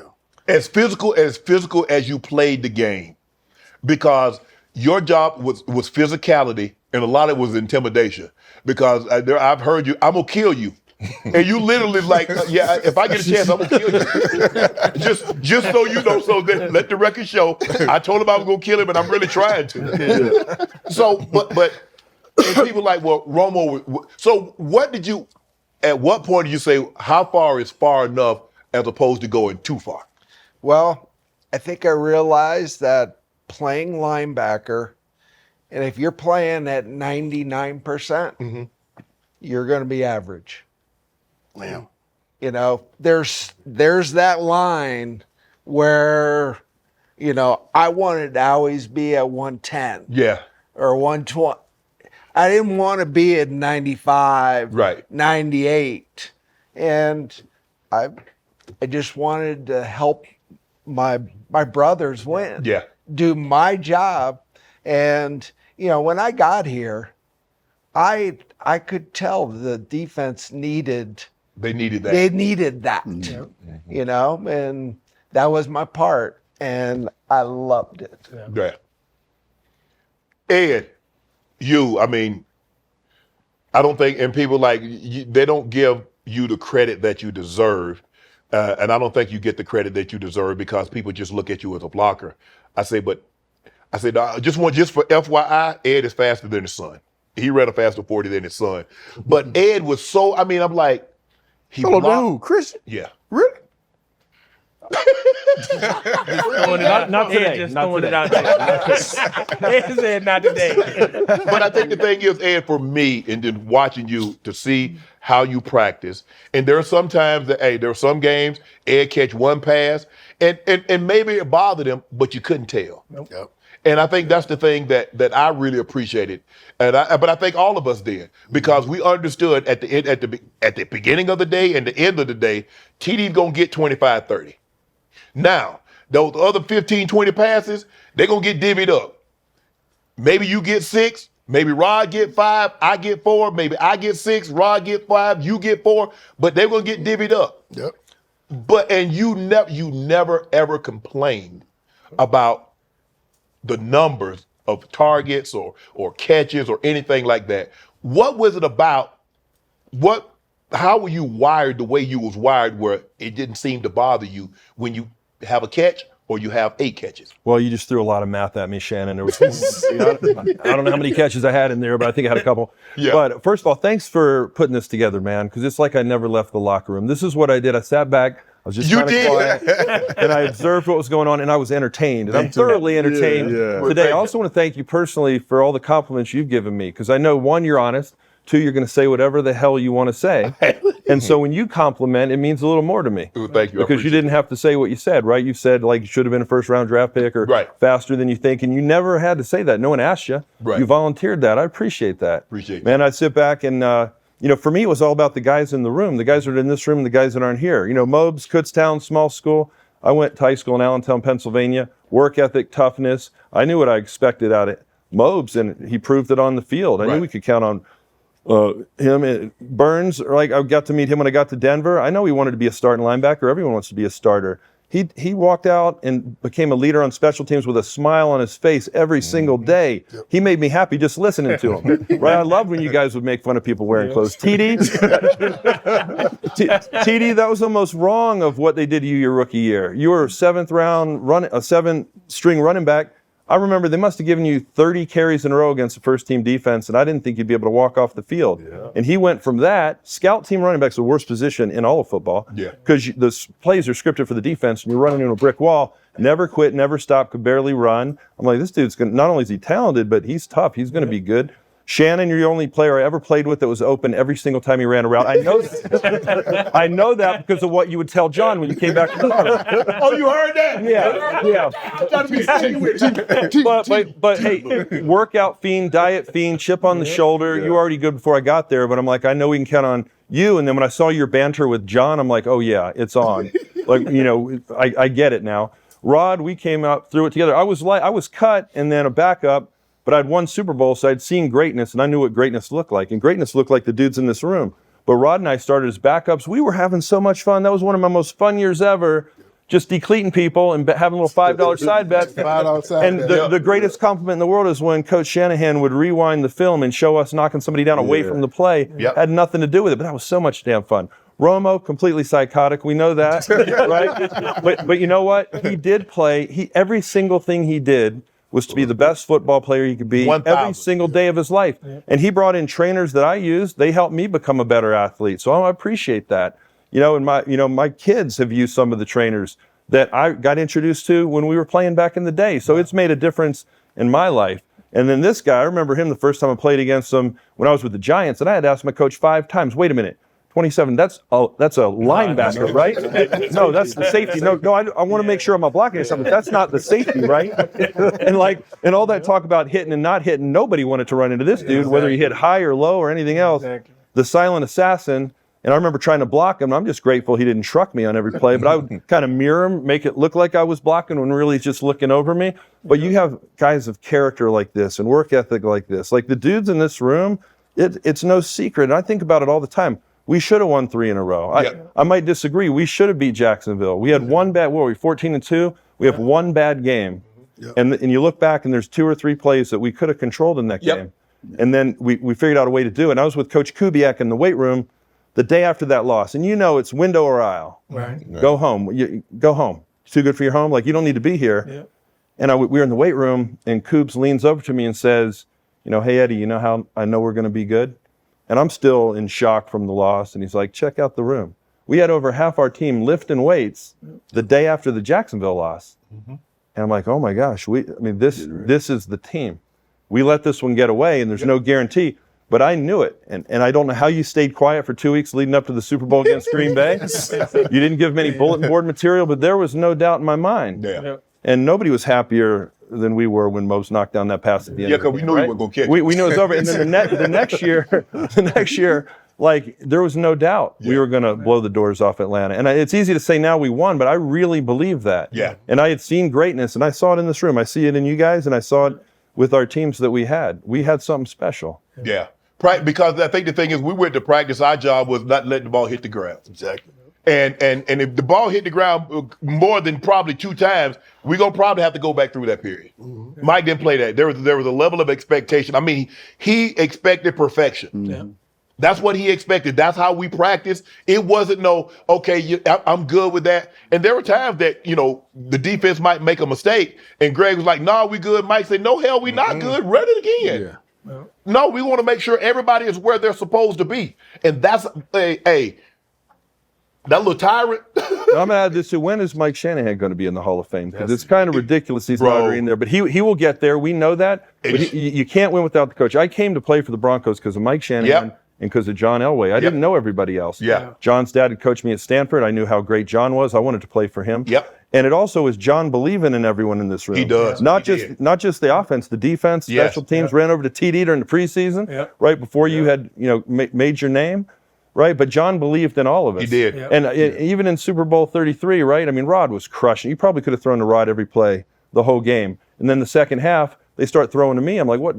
They tell John to start throwing to me now? Like, you don't need to be throwing. I'm glad you are, but you don't need to. But he trusted anyone. Anyone that was on the field, he believed in them and he trusted them. And I think that's like, I don't know if John gets enough credit for that. Obviously, everybody knows he had a cannon arm and he's a Hall of Famer. But his ability to get along with everyone on the team and have them believe that he believed in them. Yes. Like that stuff makes a difference. It really does. But the one thing you knew, you wasn't taking your ass on that field if you didn't know what the hell you were doing. Period. Yep. That's the guy that I felt like the first person I needed to earn respect was from number 7. Absolutely. Yeah. Now, you don't remember the first week that I almost botched it, do y'all? What'd you do? So, I ain't practiced with John the whole damn camp. Yeah. Wednesday, Mike calls me up and says, you're a starting running back. Right. We got practice in a few hours. Go to practice. We want to do our first team. Yeah. I'm in the huddle with Elway. I think at that time, you 2 were in there too. I'm in the freaking huddle with John Elway. And so they call 18 handoff. First team period. John comes out, gives me the ball, and I fumble the ball, drop the ball on the ground. And I'm like, you got to be kidding me, man. So I pick the ball up, and Mike is 40 yards down the field. I jog down to the front, jog down. As I'm coming back, Kubiak is coming. He met John, so he's walking away from the huddle. Right. And Coop says, come here. So I jog over to Coop. Coop says, John says you need to give him a bigger pocket. And so I was like, damn. So I get to the huddle. They call up the next play. It's a pass play. I'm like, okay, cool. I figure what it is. John goes back. He looks right, looks left. I'm on a check down, 5 yards. He looks at me. Throws the ball to me. You don't remember this? You drop it. I dropped the ball. I picked the ball up and I jogged out, whatever, 40 yards down the field. I'm like, you got to be fucking kidding me. So Mike calls me over. Mike says, hey, I might determine who's on this team, but John determines who plays. And so I jog back to the huddle again. And a few plays later, I get the ball. I don't botch it up after that. But the first 2 times that this dude gives me the ball, I put the ball on the carpet, I'm like, oh, man. But you guys know this, and maybe not everyone does, but there were quarterbacks in the league when we played, right, that would have just done this. Exactly. They wouldn't have said a word. They would have looked at the head coach and just done this, been right? like, man, just get him out that's of here. how serious it was. A Yes. drop or a fumble. I've seen guys cut over that. Yes. Right? And this was earlier in your career, but that speaks volumes about how much he believed in you. Oh, I'm not the player I am without John. Yeah. Oh, yeah. Because Atwater, we joke about it like, I'm talking about, boy, I blew every play. I ain't know nothing. I blew It's coming out now. All these years. No, seriously. Hey, He used to go in motion. I go, they put me in motion so John can tell me what I got. Run the corner. Run out. Block the end. So, you know what I'm saying? Because I'm in practice. And so, I was like, yeah, he going over the plate. Yeah. I get in there, go in motion. John move his foot. I go, time out. What I got? I said, damn. And that's when Warner came to me on the sideline. So, Warner here, I'm looking at him and Kahuna, Dennis Smith, and see how they do things. And I'm like, okay. I said, oh, yeah, I'm good.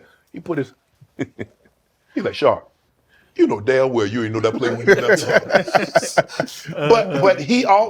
but he believed in me. He believed because Coach Reeves said, you know, you're too big, too fast, too strong not to make some money. And John told me, says, you got a lot of ability.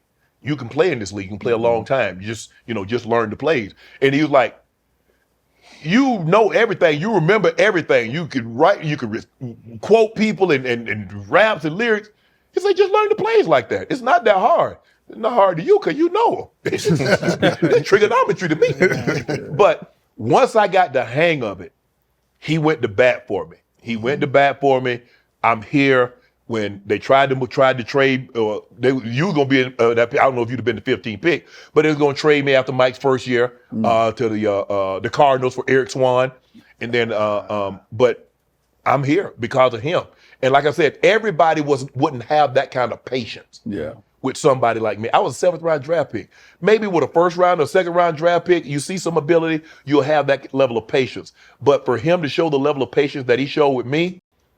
But your work ethic and, you know, the type of player you were, the type of person you were, it made it hard to just give up on you. Okay. You know what I'm saying? So yeah, But see, the thing is, like, and Lilo was telling the story about how, like, when I got here, you know, I'm saying, like, when I make the team, they got me on the cheap, but they're gonna have to pay me in the long run. And I've always been kind of vocal.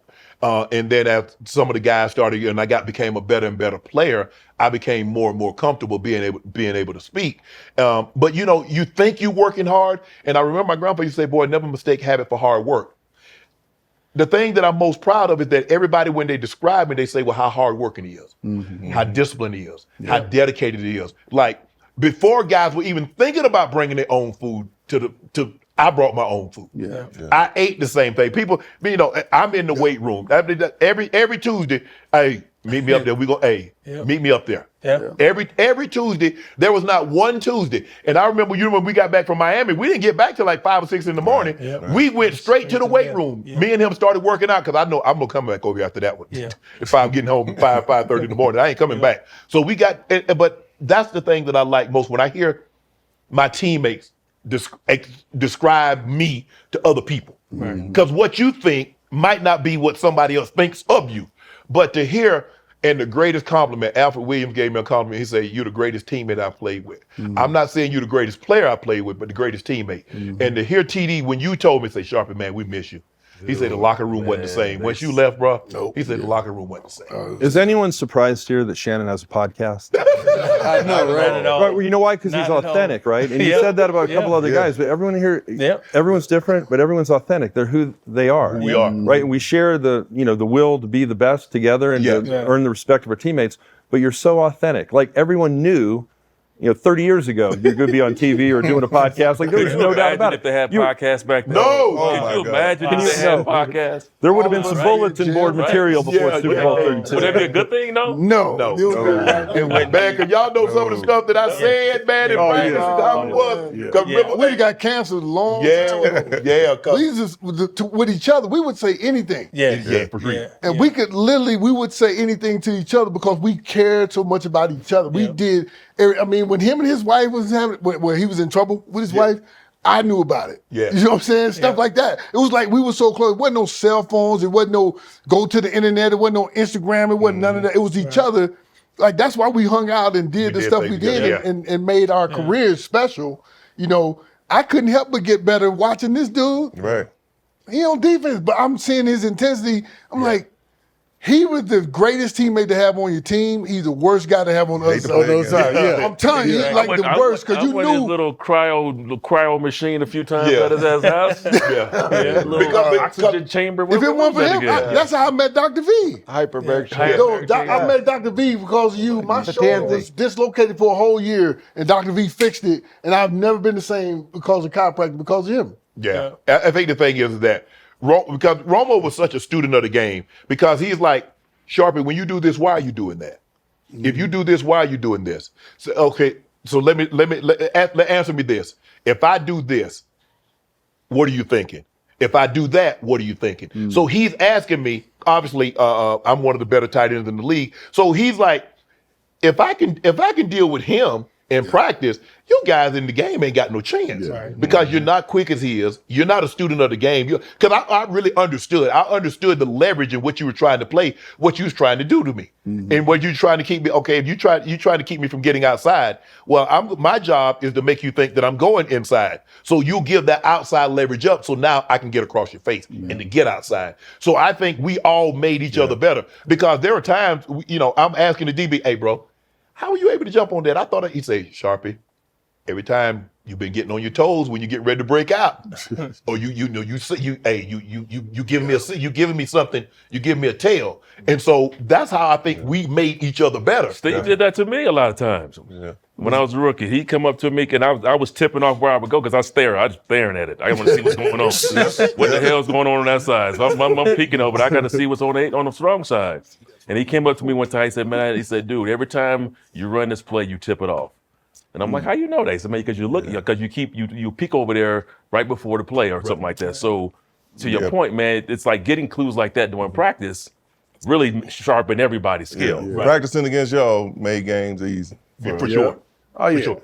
Shoot, I was so explosive too. Yeah. Like, man, if we can stop them sometimes, we're gonna be all right. Yeah. The thing is, when I first got here, Water, practices was a lot different. Yeah. I mean, we hit. Training camp, we hit. Physical, boy. Physical. Romo, you came up in the 80s, and it wasn't no non-padded practice. It wasn't no walkthrough. It wasn't no walkthrough. Like I said, we had on pads on Friday. Shorts and pads. That was shells to us. Yeah. And so when Mike came out and got us, like people practice like this? Yes. Yes. And when you had to block, I mean, when I came in, as I was a wide receiver at first, we literally had to block. So Atwater and them would take their step, and then the wide receiver would really try to block them. Man, him and Dennis, man, I was like, look, the thing that saved me, I was weight room strong, so I could hold my own. But man, to see him and Dennis, I was like, damn, I feel bad for Mark and VJ. Back when you looked at, I was like, whoa.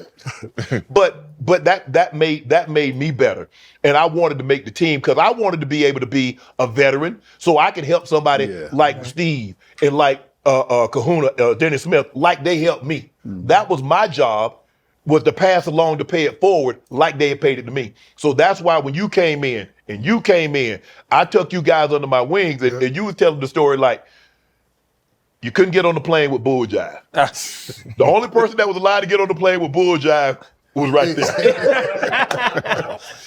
Because Ed didn't care. Yeah, he didn't. Ed brought his jacket in a backpack.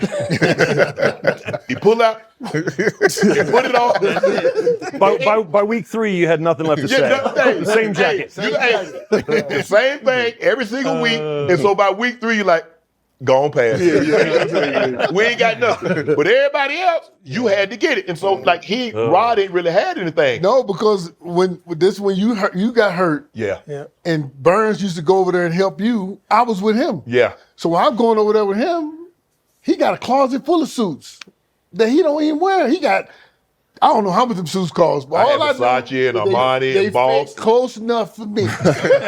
Close enough. You remember he had a box delivered every week with the brand new suit in the box? Yeah. You remember that? All the stuff he would do, I would just watch him. And then we over there, he said, man, you want to get something? You want some of these? I said, man, what you going to do with them? You know what I'm saying? I'm from the hood, man. Let me try this thing on. I tried it on. Hey, Mo, it's good enough. Right? That's it. Hey, I said, they ain't going to know. Every time you just go in and say Shannon Sharpe in my suit. Hey, $100? My first Versace? pair of Armani? Yeah. Oh, yeah. Mo. I went upgraded my watch to Movado. Hey, I know your son do Movado. Tell your son, give me one of Movado. Hey, because Mobley had some shoes. We killing Mobley. It don't matter if you're a rookie. Hey, you better get on Mo, first round pick, he shared some money. Hey. I was undrafted. I ain't know how to spend it. I ain't never had it. He wanted some Gators, so I hooked him up with a pair of Gators. Mo, you probably didn't know this. Mo didn't even have a driver's license when he got drafted. Yeah, that's why. Most people don't even know that. But you could drive. I ain't under drive. When he got drafted for the Broncos, he didn't even have a driver. Him and Tommy Naylor, neither one of them had a driver's license. What, you 16 when you got drafted, dog? What you mean? I ain't got no car. I can ride a bike. You don't need no license to ride a bicycle. Oh, man. I know that. You were married. Mo got married when we were playing. What are some of the sacrifices? Because I don't think people understand. And when I try to explain to people, because being great is lonely, it's tedious, and it requires a commitment that everybody can't be a part of. Because there are going to be a lot of times the PTAs you ain't going to be able to go to. The recitals and the practices you're not going to be able to go to. How were your partners able to handle that, knowing what you wanted? You met your wife. I think all you guys met your wives in college. You met your wife in college. You met your wife in college. You met your wife in college. You met your wife shortly after you arrived in Denver. Explain to our audience the sacrifice that your partner had to make, your wife, in order for you to achieve the level of success that you achieved. Yeah, I'll say I got lucky. Really, I really got lucky, and you would all agree. I think. Yes. Yeah, and Lisa gets along with everyone, but she also understood the commitment to the game, and she never wanted to make me, force me to sacrifice anything. She wanted me to be the best I could be. I think she did believe if I'm the best that I am, maybe that'll be what's best for our family as well. So I had unconditional support. She played soccer at Stanford. She played like 6 sports in high school, so she knew the commitment and the dedication that was necessary. But man, we had 4 kids while I was away. Matter of fact, when I got cut by the Giants, our son Max was 2 months old. I didn't see him for another couple months because I had to go out and try to make a team in California. So, raising 4 kids, oftentimes by herself when I was off at camp, hanging out at Club Shay Shay. And just the long nights and the dedication. And it's not just on the field, right? I mean, you got to eat right, get your sleep. You got to work out. It's the off seasons. There's always this feeling like, man, could we be doing more fun things as a couple? But luckily for me, she understood that commitment, and she knew how important it was to me as well. She always supported me, and I feel blessed. Yeah. Well, I kind of feel the same way. My wife and I, we met early on in college. Yes. And, she had seen me kind of go through the work, having to practice and go to the games and all that stuff in college. So she kind of, knew what it was. And then when we had kids, she loved being a mother too. And she loved taking care of the kids, and she didn't really need me there to do a lot of the stuff. And when I had time, I would, but when I didn't have time, or just say if I came home from work and I was too tired, that never was an issue with her. She always Because she was a medical student. Yeah, she was in med school. Yeah, in med school for a while. She gave up that, says like, I'm gonna support you. Yes. Well, not only support me, but for the family, for the kids and that. Yeah. But yeah, she made a lot of sacrifices, and you all know it. She's the backbone of our family. She's a trooper. She got it right. You have to be with someone who they have to get it. And what does that mean? You just have to get it. You have to know the commitment. You have to know the sacrifice, and you have to support that lifestyle. Because we've seen so many people that aren't in those types of relationships, and it's hard to do, right? But there's a lot of people not in those relationships. My story ain't as peachy as yours. Well, Romo, I know you tell, bro. This joker here, because he's spending half the time in the hyperbaric chamber, he's on the chiropractic table, the massage table. He's doing 1,000 things. Even though he's home, he's not home. He ain't present. I was never home. It was always, okay, what could I do to get better? Right. Who do I need to see? Who do I need to fly in? Right. What buddies need work? Right. Wow. And, I think for a lot of people, they think, oh, well, you get 5-6 months off. Wow, that's when the work begins. Exactly. And, Julie understood that. Yeah. And, I have 2 great kids, and, I got to take them, during the season once a week. Yeah. I got to take them to school. Right. And they still talk about it, Wow. to this day. Mo? Yeah. I mean, it was a struggle. I mean, initially, Right. Every woman wants to be number one. Right. They don't like being put on the back burner. And that was something that was hard for her to get early on. But as things progressed, she understood where all these amenities came from. So eventually she got on board, but for a while there, it was tough trying to get them to understand there's a sacrifice that needs to be made on both parts. Right. I'm making a huge one, to make sure that you guys are safe, put my body on the line and everything else. But once the kids came, I think she understood. She had a hobby, Right. Something to do that takes her mind off of me. And it kind of alleviated the stress that she was going through, trying to figure out where I was at all times. And, it wasn't so much the football part, it was everything else that comes along with football, the appearances you got to keep up. Right. That created a lot of turmoil. But, I think once she got it, everything started to go smoothly. Yeah. Well, you got married. You got married what, in '97? Me? Yeah. I got married in '97. We just celebrated our 29th anniversary on May Congrats. 24th. Congrats. So I'm be shooting for 30 next year. So I think meeting my wife in college, her being a track athlete, she understood that part. Yeah. The workout. I got to go do this. But I think it was more of the sacrifice of once you start having kids. Mm-hmm. She didn't understand that it was no longer about me, because now I have brought kids into this world that I am responsible for, because coming into the NFL, I was responsible for me and her. Yeah. But we weren't even married. So it could always be like, oh, she could leave me at any time. But here I am now trying to forge this journey, trying to make it in the NFL. So once we got married and started having kids, I was like, this is different. Right. And not being able to be there for her because something football related, she understood it, but it took its toll at some point. Mm-hmm. And she never really understood, if practice over at 4:30 and I ain't getting home till 7, something ain't adding up. The math ain't mathing. So I'm like, because I was so caught up in building the camaraderie amongst the fellas, it's nothing for us to get out of meetings, go get a lift in, and pop a shot right there. Right. It could always start with a couple of shots. Next thing you know, 1 hour, 2 hours that went by, my ass should have been at home. Yep. And now I'm walking in the door. Okay, the kids, she about to put the kids to sleep. And you're like, man, I know I should have brought my ass home, but I'm hanging out with the fellas. And all I tell her, I was in the locker room. I'm hanging out with the fellas. Right. And she like, well, you need to bring your butt home instead of hanging out, because you with them all day. Right. And for your spouse not to really understand that camaraderie part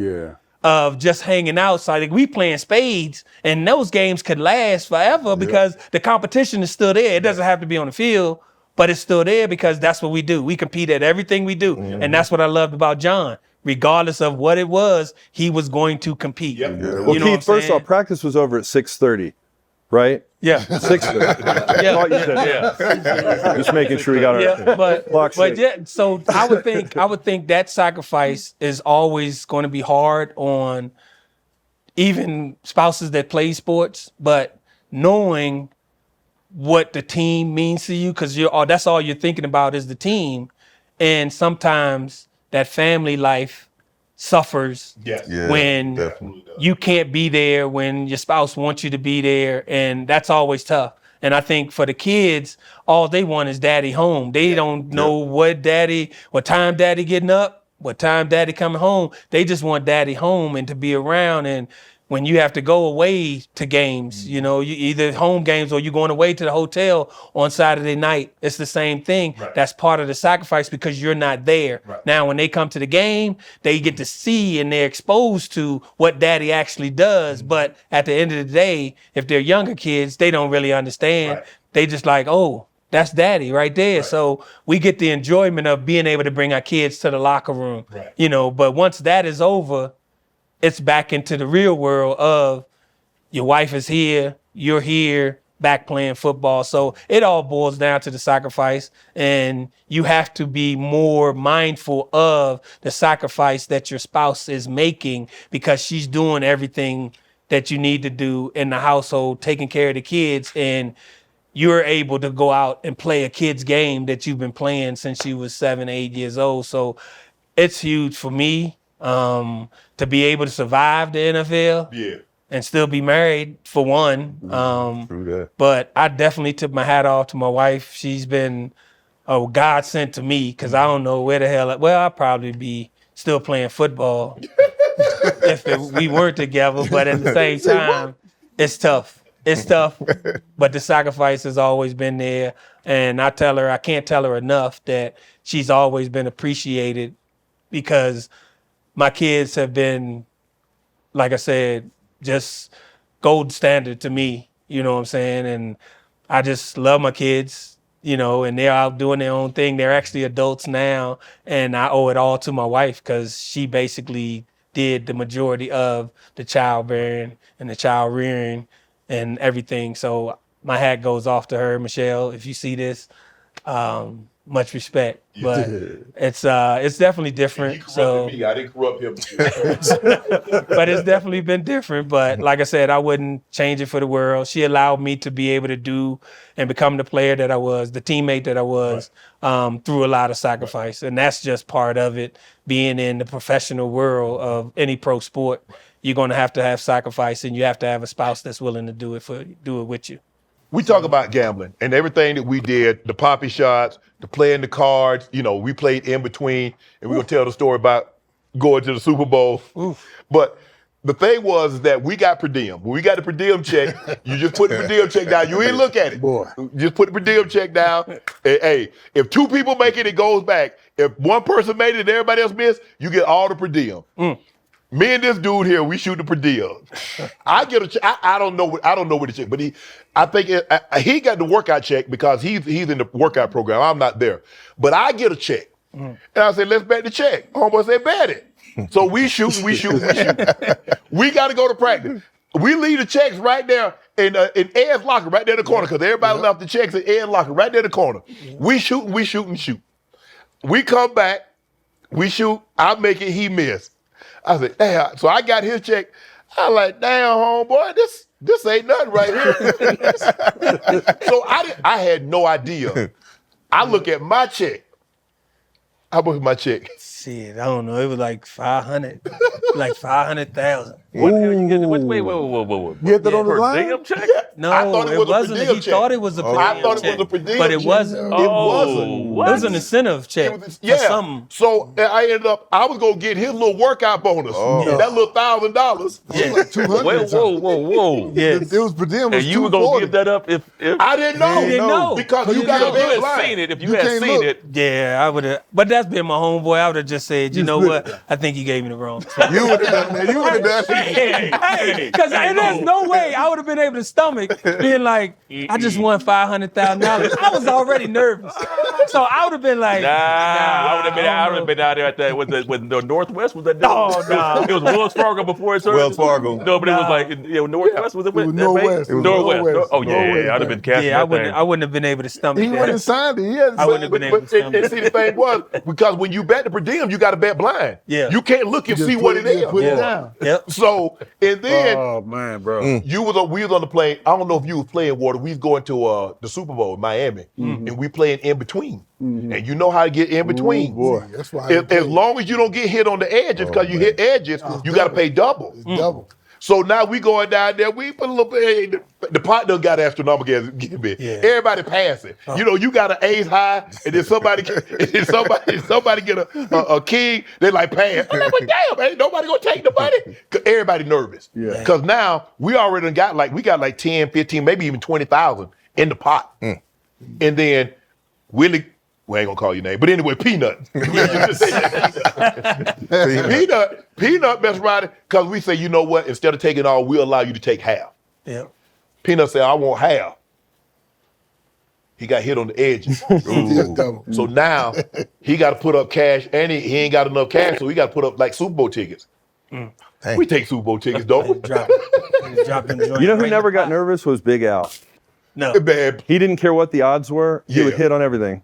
he would. And he'd lose big, and then he'd end up winning. He'd end up winning. Yeah. And so we go, and so now it comes down to Burns.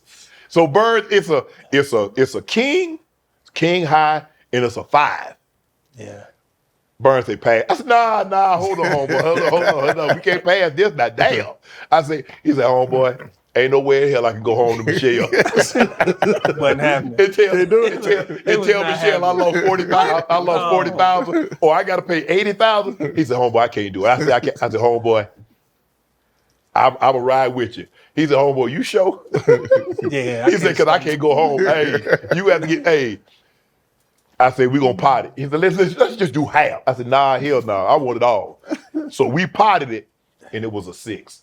So it came in between that king and that 5. That's how close we came. Yeah, because there wasn't no way I was going home telling my wife I lost $40,000 on my way to the Super Bowl. No way. But we gambled on everything. Plate. Everything. Me and Plate had a bet. Who gonna have the most sacks? Oh, I remember that one. And so The sacks versus the touchdowns. I ended up breaking my collarbone. This was in '99. I break my collarbone. The next week, he tears Achilles. We got a $25,000 bet. He's like, he got 1 sack. I ain't got no touchdowns. So he said, you know what, homeboy? He said, I'm gonna let you buy out. He said, I'm gonna let you buy out. He said, but I need 12,000. He said, I want half. You got to pay me half. Yeah. You know how we bet, Water. I want $500 in dimes. I want $500 in nickels and pennies. That's how I bet. That's how I bet. Because we all got money. So if somebody, $1,000, what's $1,000 bill? That ain't nothing for nobody, for us, the money that we were making back then. I want to inconvenience you. I want you to go to the bank and say, you know what, I want $5,000 in quarters. So when they ask you, Mr. Mobley, what do you do with all these quarters? Man, I lost a bet in Sharpe. That's what I want to hear you say. Man, that joker had me go get $12,500 of Susan B. Anthony dollars. I'll never forget that. Man, you know how heavy that is? Dude, he came in the building, right? He go grab the laundry basket. No, laundry basket is huge. It's like the size of this table right here. It's about this high. He comes in the locker room, goes out to the parking lot, goes in his car. He's loading these stacks of these Susan B. Anthony in the laundry basket, and wheeled that thing back up in here and set it in his locker, stacking it up like bricks. That's great. In his locker. Wow. Dude, I was like, these dudes, man. That was you talking about inconvenience? I don't even know how the hell you even get $12,000 worth of Susan B. Well, you got to go to the bank and tell them to order them. I'm lucky he ain't say no Buffalo nickels. That was gonna be my next bet to get somebody Buffalo nickels, because that's how I got Hawkeye like that. I bet Hawkeye had to come down. Come on, y'all brawls. You know his favorite word was calling somebody a brawl. Man, y'all brawls, man. I ain't got to do hardware. Yes. But it's things like that. Yeah. That brought us so close together. Yeah. It made us the team that we became. And it laid the foundation for the Broncos that won the championship, this team that got so close this year. Hopefully they're as close as we were. Right. I don't think enough can be said about the closeness of a team and how playing for another man, you ask him to put everything that he's done and put it in your hands. And you ask him to do likewise, to do everything to trust you to that umpteenth degree. And for us to be able to sit here and I wish I could have had more to talk about the experience of what we went through in those back-to-back years. But those are some glory times. There were some low times also. Mm-hmm. You know, in '99, TD, you end up tearing your ACL and your career was really never the same. I break my collarbone, ended up having to go to Baltimore and come back. I think, Romo, you was here in 2000, and then you end up leaving, going to the Raiders. Yep. Water, 99, you leave and go to the Jets. Yep. And you end up breaking your leg. I think when that was 2001. Yeah, That's first right game before in 9/11. Okay, Monday night. Right before 9/11. Yeah. And so Mo was still here when I came back. Were you here when I came back, Mobley? Mm-hmm. Yeah, he was back. Yeah, and so those are memories and times that you never forget. And the being in the locker room, being on the practice field joking, being on the bus ride, being on the plane ride. We were talking about it before, bro. Man, what bus? Hey, what bus Burns and Sharpe on? 2? Nah, let me get on bus 3. Let me get on bus 3. Hey. You think you trying to prepare for a game? You thinking more about what outfit you gonna put on versus not the damn playbook. Yeah, you better. You better not get on no plane with the bullseye. Yeah. Because we had one teammate. We made him come up out of it. He got up the plane. What are you doing? He had nothing but a tank top on. We made him come up out of it. And look, to be what you were able to accomplish. You went to a Pro Bowl. You won 3 Super Bowls. But to see your son, to see your offspring, and and everybody sees the photo with him sitting on my lap. We had the second Super Bowl, and he's sitting on my lap. But to get an opportunity to watch your son, I don't know how many games, because at one point in time you were coaching, and so you probably get an opportunity to see him a whole lot. But now that you're not coaching, you probably get an opportunity to see him every week. What is that like to see your son go out there and compete at the highest levels and be one of the great players that's currently in the NFL? Yeah, Lisa and I have 4 boys. We love them all. We're proud of all of them. They've all taken their own path. Christian grew up in the locker room with you guys. He did. Yeah. He was playing Power Rangers in your locker in training camp every year, and hanging out with Rod. But he's so observant, and he's one of those men now, right? But he was a kid who, if he really loved something, he did everything he could, like the guys in this room, to be the best he could. And if he didn't, you couldn't talk him into having anything to do with it, whether it's in school or whether it's in sports. But he fell in love with football at an early age, and I really believe a big part of it was seeing this locker room and being in there and being part of the NFL. And I know when he was 7, he played a game and knocked down a pass at the end of a game and they won it. And since then, he was just You've been obsessed with it. He's never wanted to do anything else. And kind of like the work ethic that we've talked about here, he has it. And so on the field, off the field, he's completely committed to the game and does every single thing he can to be the best he can be. He's obsessed like you in your workouts. He's obsessed with taking care of his body. And thank goodness he has a wonderful wife in Olivia and now a daughter that support him and his journey through the NFL. But it's really weird because when you're a kid, you look up the NFL and these guys are larger than life. Then you play in it and you're like, okay, it's my teammates. And then when your kid plays, it's like, those are my kids and his friends. Yeah.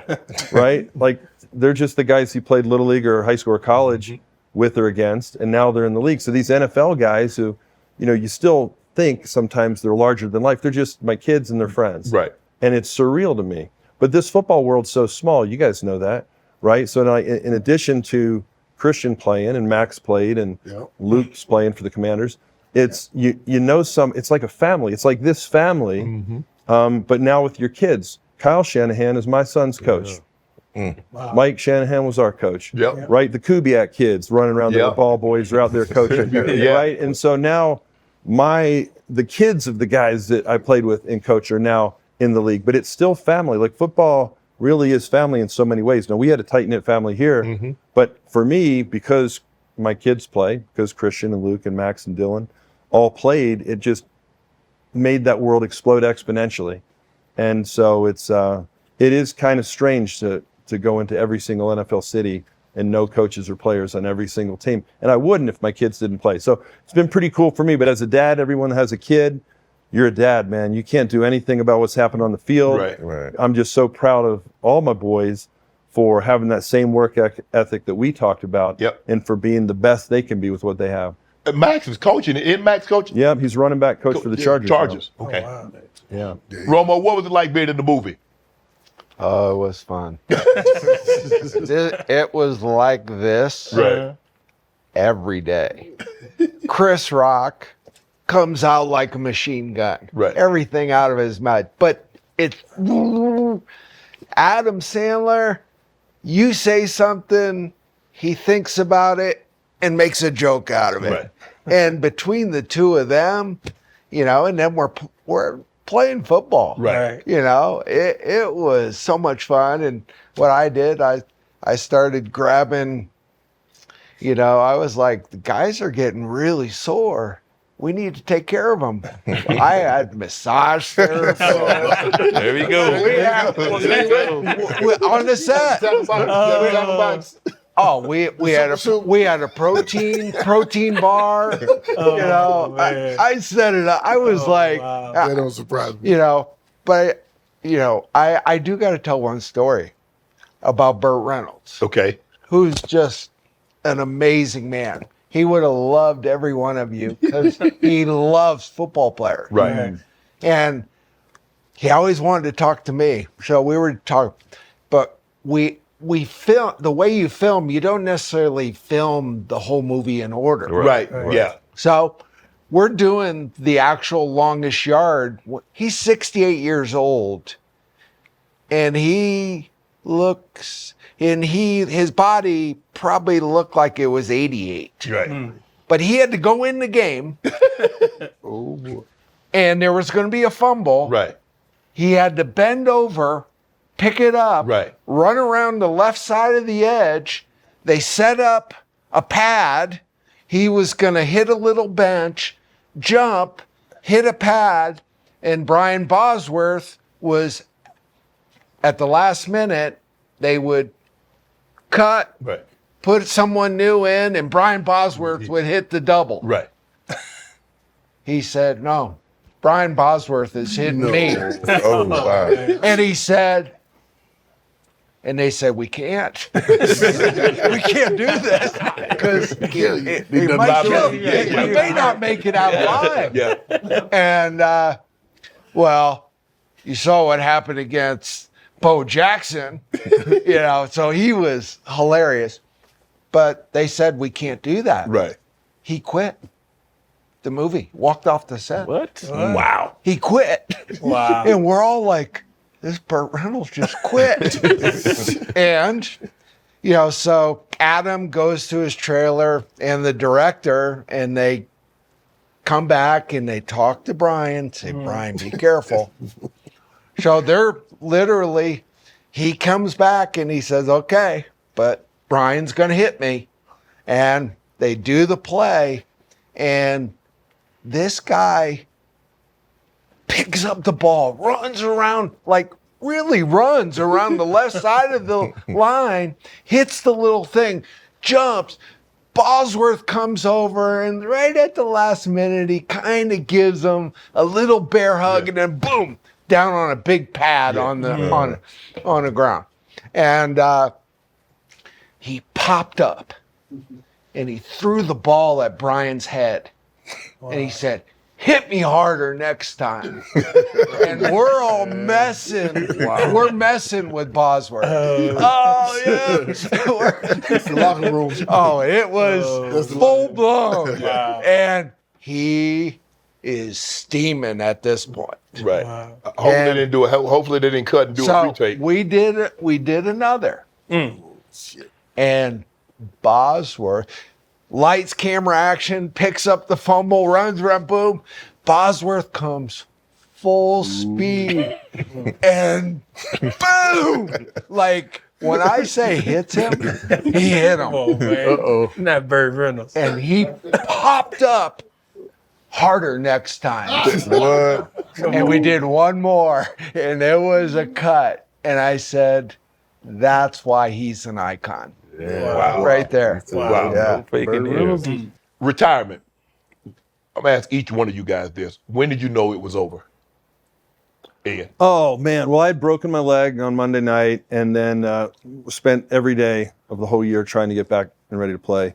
Played week 1, but, I was never the same. Had another surgery after that, and never really got back to full speed. So it got to the point where I knew that I was in pain when I played, and I knew that I'd never be the player that I was. Had an incredible career, had another offer to come back and play, and I just let Mike know, I think it's my time to go be a husband, be with my kids. Right. The body has kind of forsaken me. Right. And I'm ready to move on. And you know what? I didn't know till I knew. And then all of a sudden I knew. When did you know, Water? Well, actually, I was with the Jets, and we had a practice. We were running pads.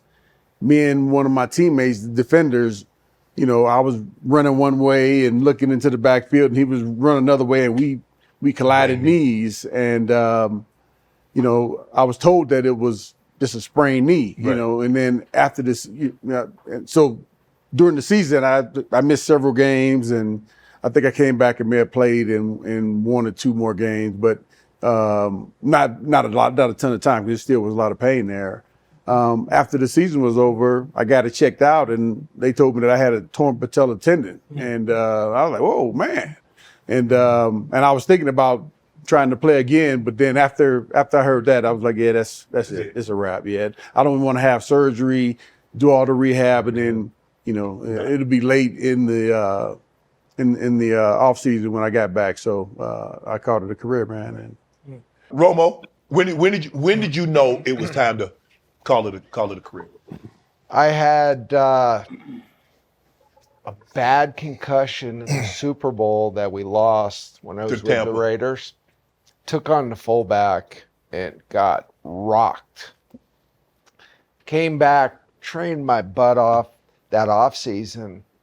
The first counter, Mo Collins came roaring down, hit me. I got concussed again. Every big hit I had, I was getting concussed badly. And I wasn't saying anything about it because I knew at that point, at 36, 37 years old, concussion, they get over. them. Yeah. So my last game was here at Mile High. I hit Clinton Portis over the middle, and the lights were spinning on me. Damn. And I played the rest of the game squinting, because if my eyes were open, the stadium was spinning on me. So I played like this, and I played the worst game of my life. And I'm sitting on the sideline as, the time's ticking away, and you guys beat us. And I'm like, I think it's over. Yeah. And I went to the hospital, and, they basically then put me through the battery of tests. The battery of tests. And they told me, we highly recommend you do not do this again. So time to give it up. When you know Foots? I had to have hip surgery. I mean, I literally wore myself into the ground for the game. Just the stopping and starting and falling and people falling on you and getting up. And remember, I didn't miss an off season. I went to 600 straight off seasons. That's one thing I was proud of, coming from a small school, and you just get an opportunity. And I never missed an off season. Played in a ton of games. And I just remember when that socket, my hip would come out of socket. And you know what? You get it put back in, you go back on the field. And you get it put back in, you go back on the field. And I remember that off season, I had a non-weight bearing off season. I rode the bike or I did a step mill. I couldn't do nothing like on my feet on the ground for the whole entire off season. And, I didn't miss off season, so I was there every day, and that was what I was doing. And I remember going into camp. I'm on IR for the first 6 weeks, I think it was IR, and I remember when I had the surgery, and I'm trying to come back, and I still remember the last game we played San Diego. I told my sons, I said, it's over. He's like, what do you mean, Dad? I said, it's done. I said, physically, I can't go back out there no more. And they, like you said, you get another year to come back, and they want you to come back. I said, I can't do that to y'all. Right. To the guys that were there at the time, because all y'all had moved on as well. And I was the last one left here. You know what I'm saying? Yeah. All y'all was gone. From Ed to TD, everybody was gone. I was the last one out of everybody that's sitting there. And I said, you know what? I did the best I could. Right. And I said, it's a wrap.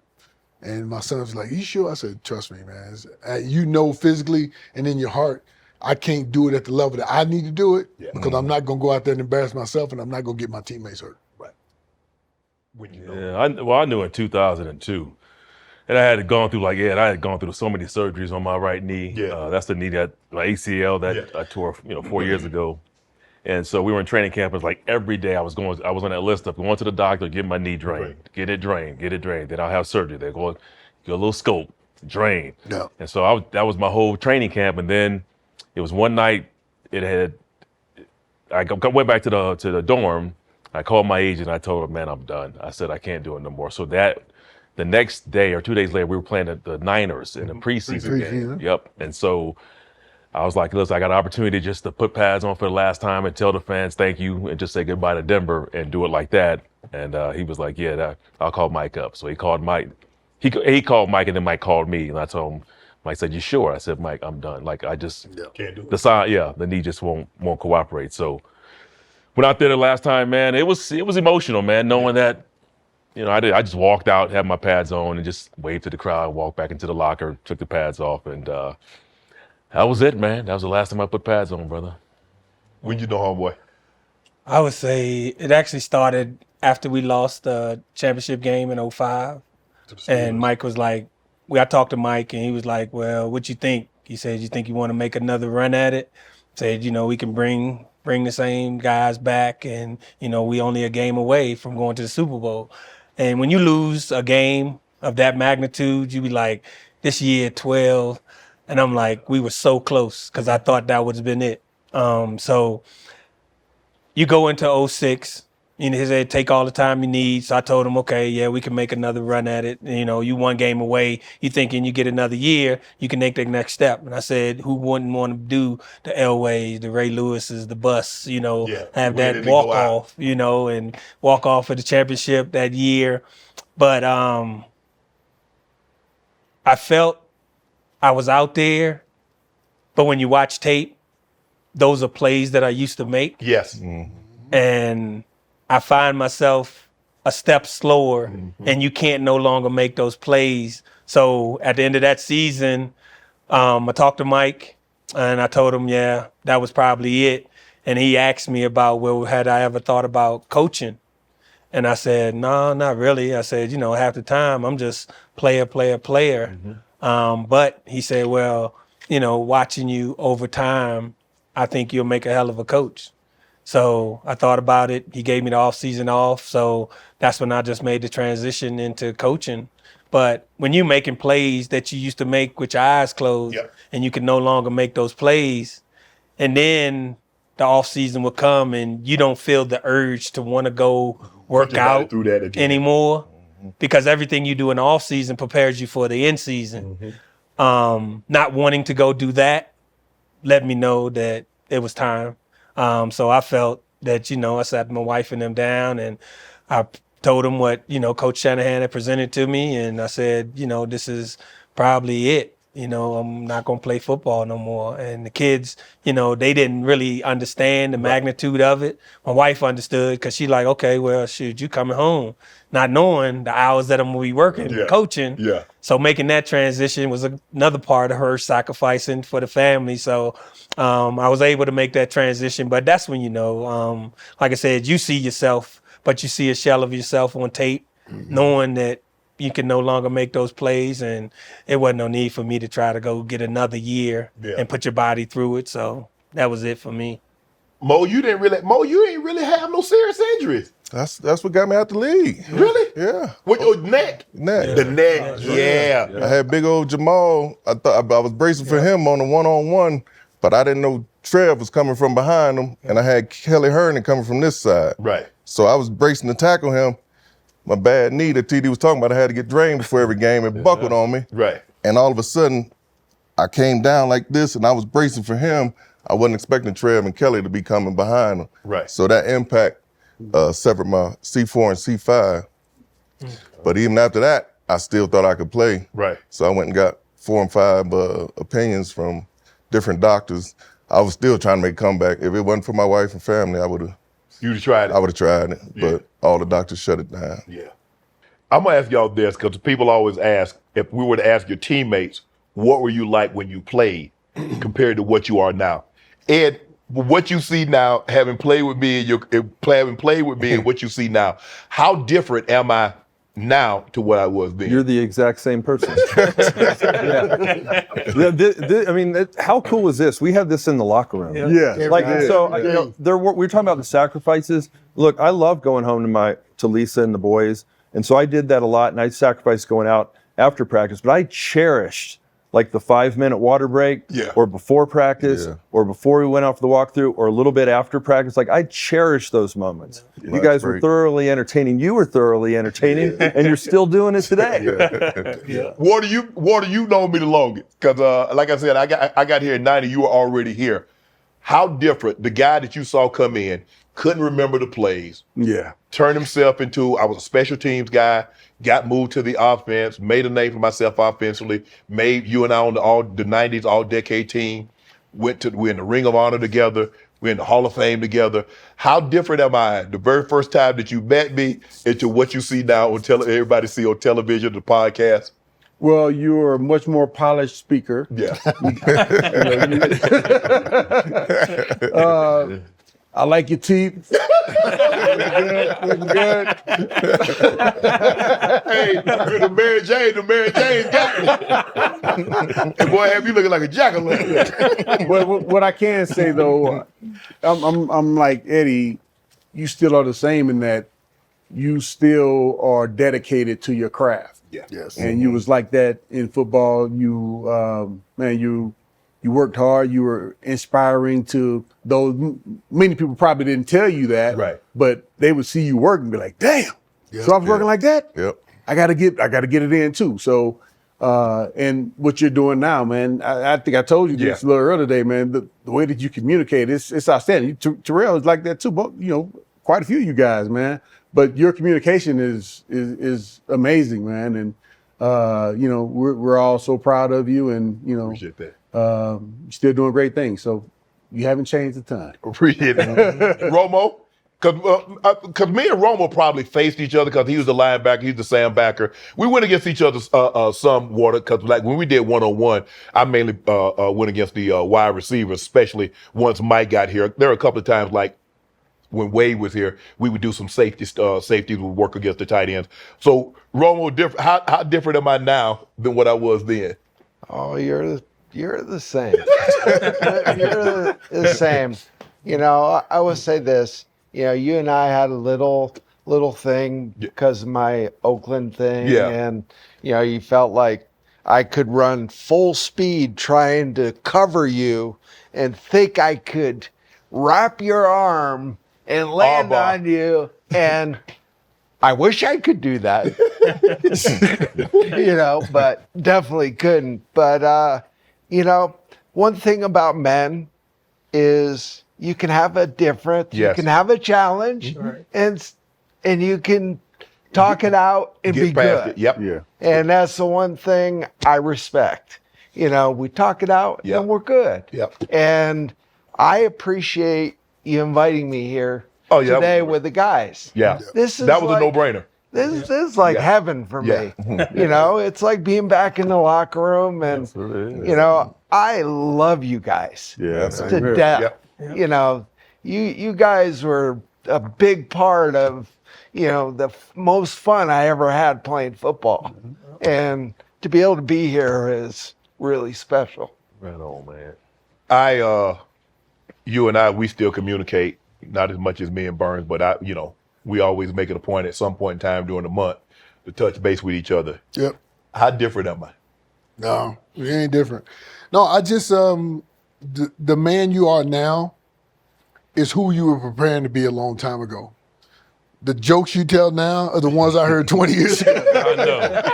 Hey, I'll be texting him while you're on the air. I'm like, bro, you said that 20 years ago. He said, they ain't heard it. He would literally he'd be on live and texting me back. Yeah. But here's one thing for me, because y'all heard the story, his locker was in front of mine. I tried to mimic everything I saw him doing because he went from nothing to making himself the Hulk, and he was a household name. And it's like in this business, it's hard to find that angle, whatever the angle is. Well, he was my angle. So even to this day now, if he touched down in Denver, where you at? Where'd you need me to be? Mm-hmm. Yeah. I drop any and everything to go get any of Crockett knows, Crockett here, whatever they need. Any one of you guys, dude. Anytime you ask Steve when he didn't live here, where you at? Where you want me to be? Where you want me to go? Where we going to eat? I'm not letting you buy. Because that's my way of giving back to him, because how much I wouldn't be sitting here if he wasn't where he was and giving me the example. You know what I'm saying? And so I take those stories, I laugh at all the crazy shit still 30 years later, and I try to pass some of that on to my kids. So you've been so important to me. I couldn't have made it without having that example. So I appreciate that. You're saying, man. People always ask me how was Sharpe like that in the locker room? I say, yep, exactly like that. And what I appreciate most, man, is that you transition into that space where typically people have to change. Mm-hmm. Like you're not, you have to change sort of like how you talk, what you wear on set. I've been in that business for 20 years, man, and you got to come in there with a certain, image that the execs want you to have. Right. and you said F that. You became Unc. Unc. Like, and it's not new to us, and we watch it. I watch the show, and I'm like, dude, that's what we've been watching. I said, you guys have to understand that this dude was the energy to our locker room. And when you left, I mean, it just a huge void. It just like left the door. And so, nah, man, I love what you're doing, man. You keep doing what you're doing, brother. You know, you and I, we go way back, and to keep being you, Unc. Yeah. Because that's what I tell people. People like, man, you wasn't like this in the locker room. I said, the only difference is I'm more PG publicly now. Right. Yeah. But when I was in the locker room, the story that I was telling then, because we went in training camp, and they remember Saving Private Ryan was out. Yeah. I'm going to see Saving Private Ryan. I said, that ain't what I'm going to do. that ain't what I'm going to do. I'm afraid to come to you last, Bert. Mo, so what is the difference? Because I'm sure people like, you was on the Broncos, so you played with Shannon Sharpe. What was he like? I tell him he's the same dude he is. He's been all the time. He is that today. Just an engaging personality. Very just charismatic. As the kids say, you got the Riz. What's it called? I don't know. The Riz. Okay, I'm out of the loop. Yeah, but I mean, you haven't changed, man. And it's just, it's like Border said, I'm proud to see you make it to this level and do the things that you do. You don't know how many times I done seen you in the locker room, in the weight room, getting workouts in before practice, after practice. And it was just like, there's no way I can slack off, you know? So I had to be on my P's and Q's and do everything I could to be at my best just to keep up with you, because you were definitely somebody to be admired through your whole career and even now. I mean, appreciate that. Definitely. Well, we spent the most time together in Denver. Even when I went away to Baltimore, we stayed in contact. We talk every day. I mean, we still talk at least at bare minimum once a week. You probably know me better than anybody because of everything that we've been through. When I was here, if this guy wasn't going out, I wasn't going out. Right. And you guys didn't go out unless I went out. Right. And so it was always us. And the thing, because I know when you was at Tennessee State and all the time, all the different places you're at Howard now coaching, I know they ask, because then once they find out that you are my best friend, they was like, man, what's he really like? Is that really his persona? Is he really like that? Is he really quick-witted like that? Is he like X, Y, and Z?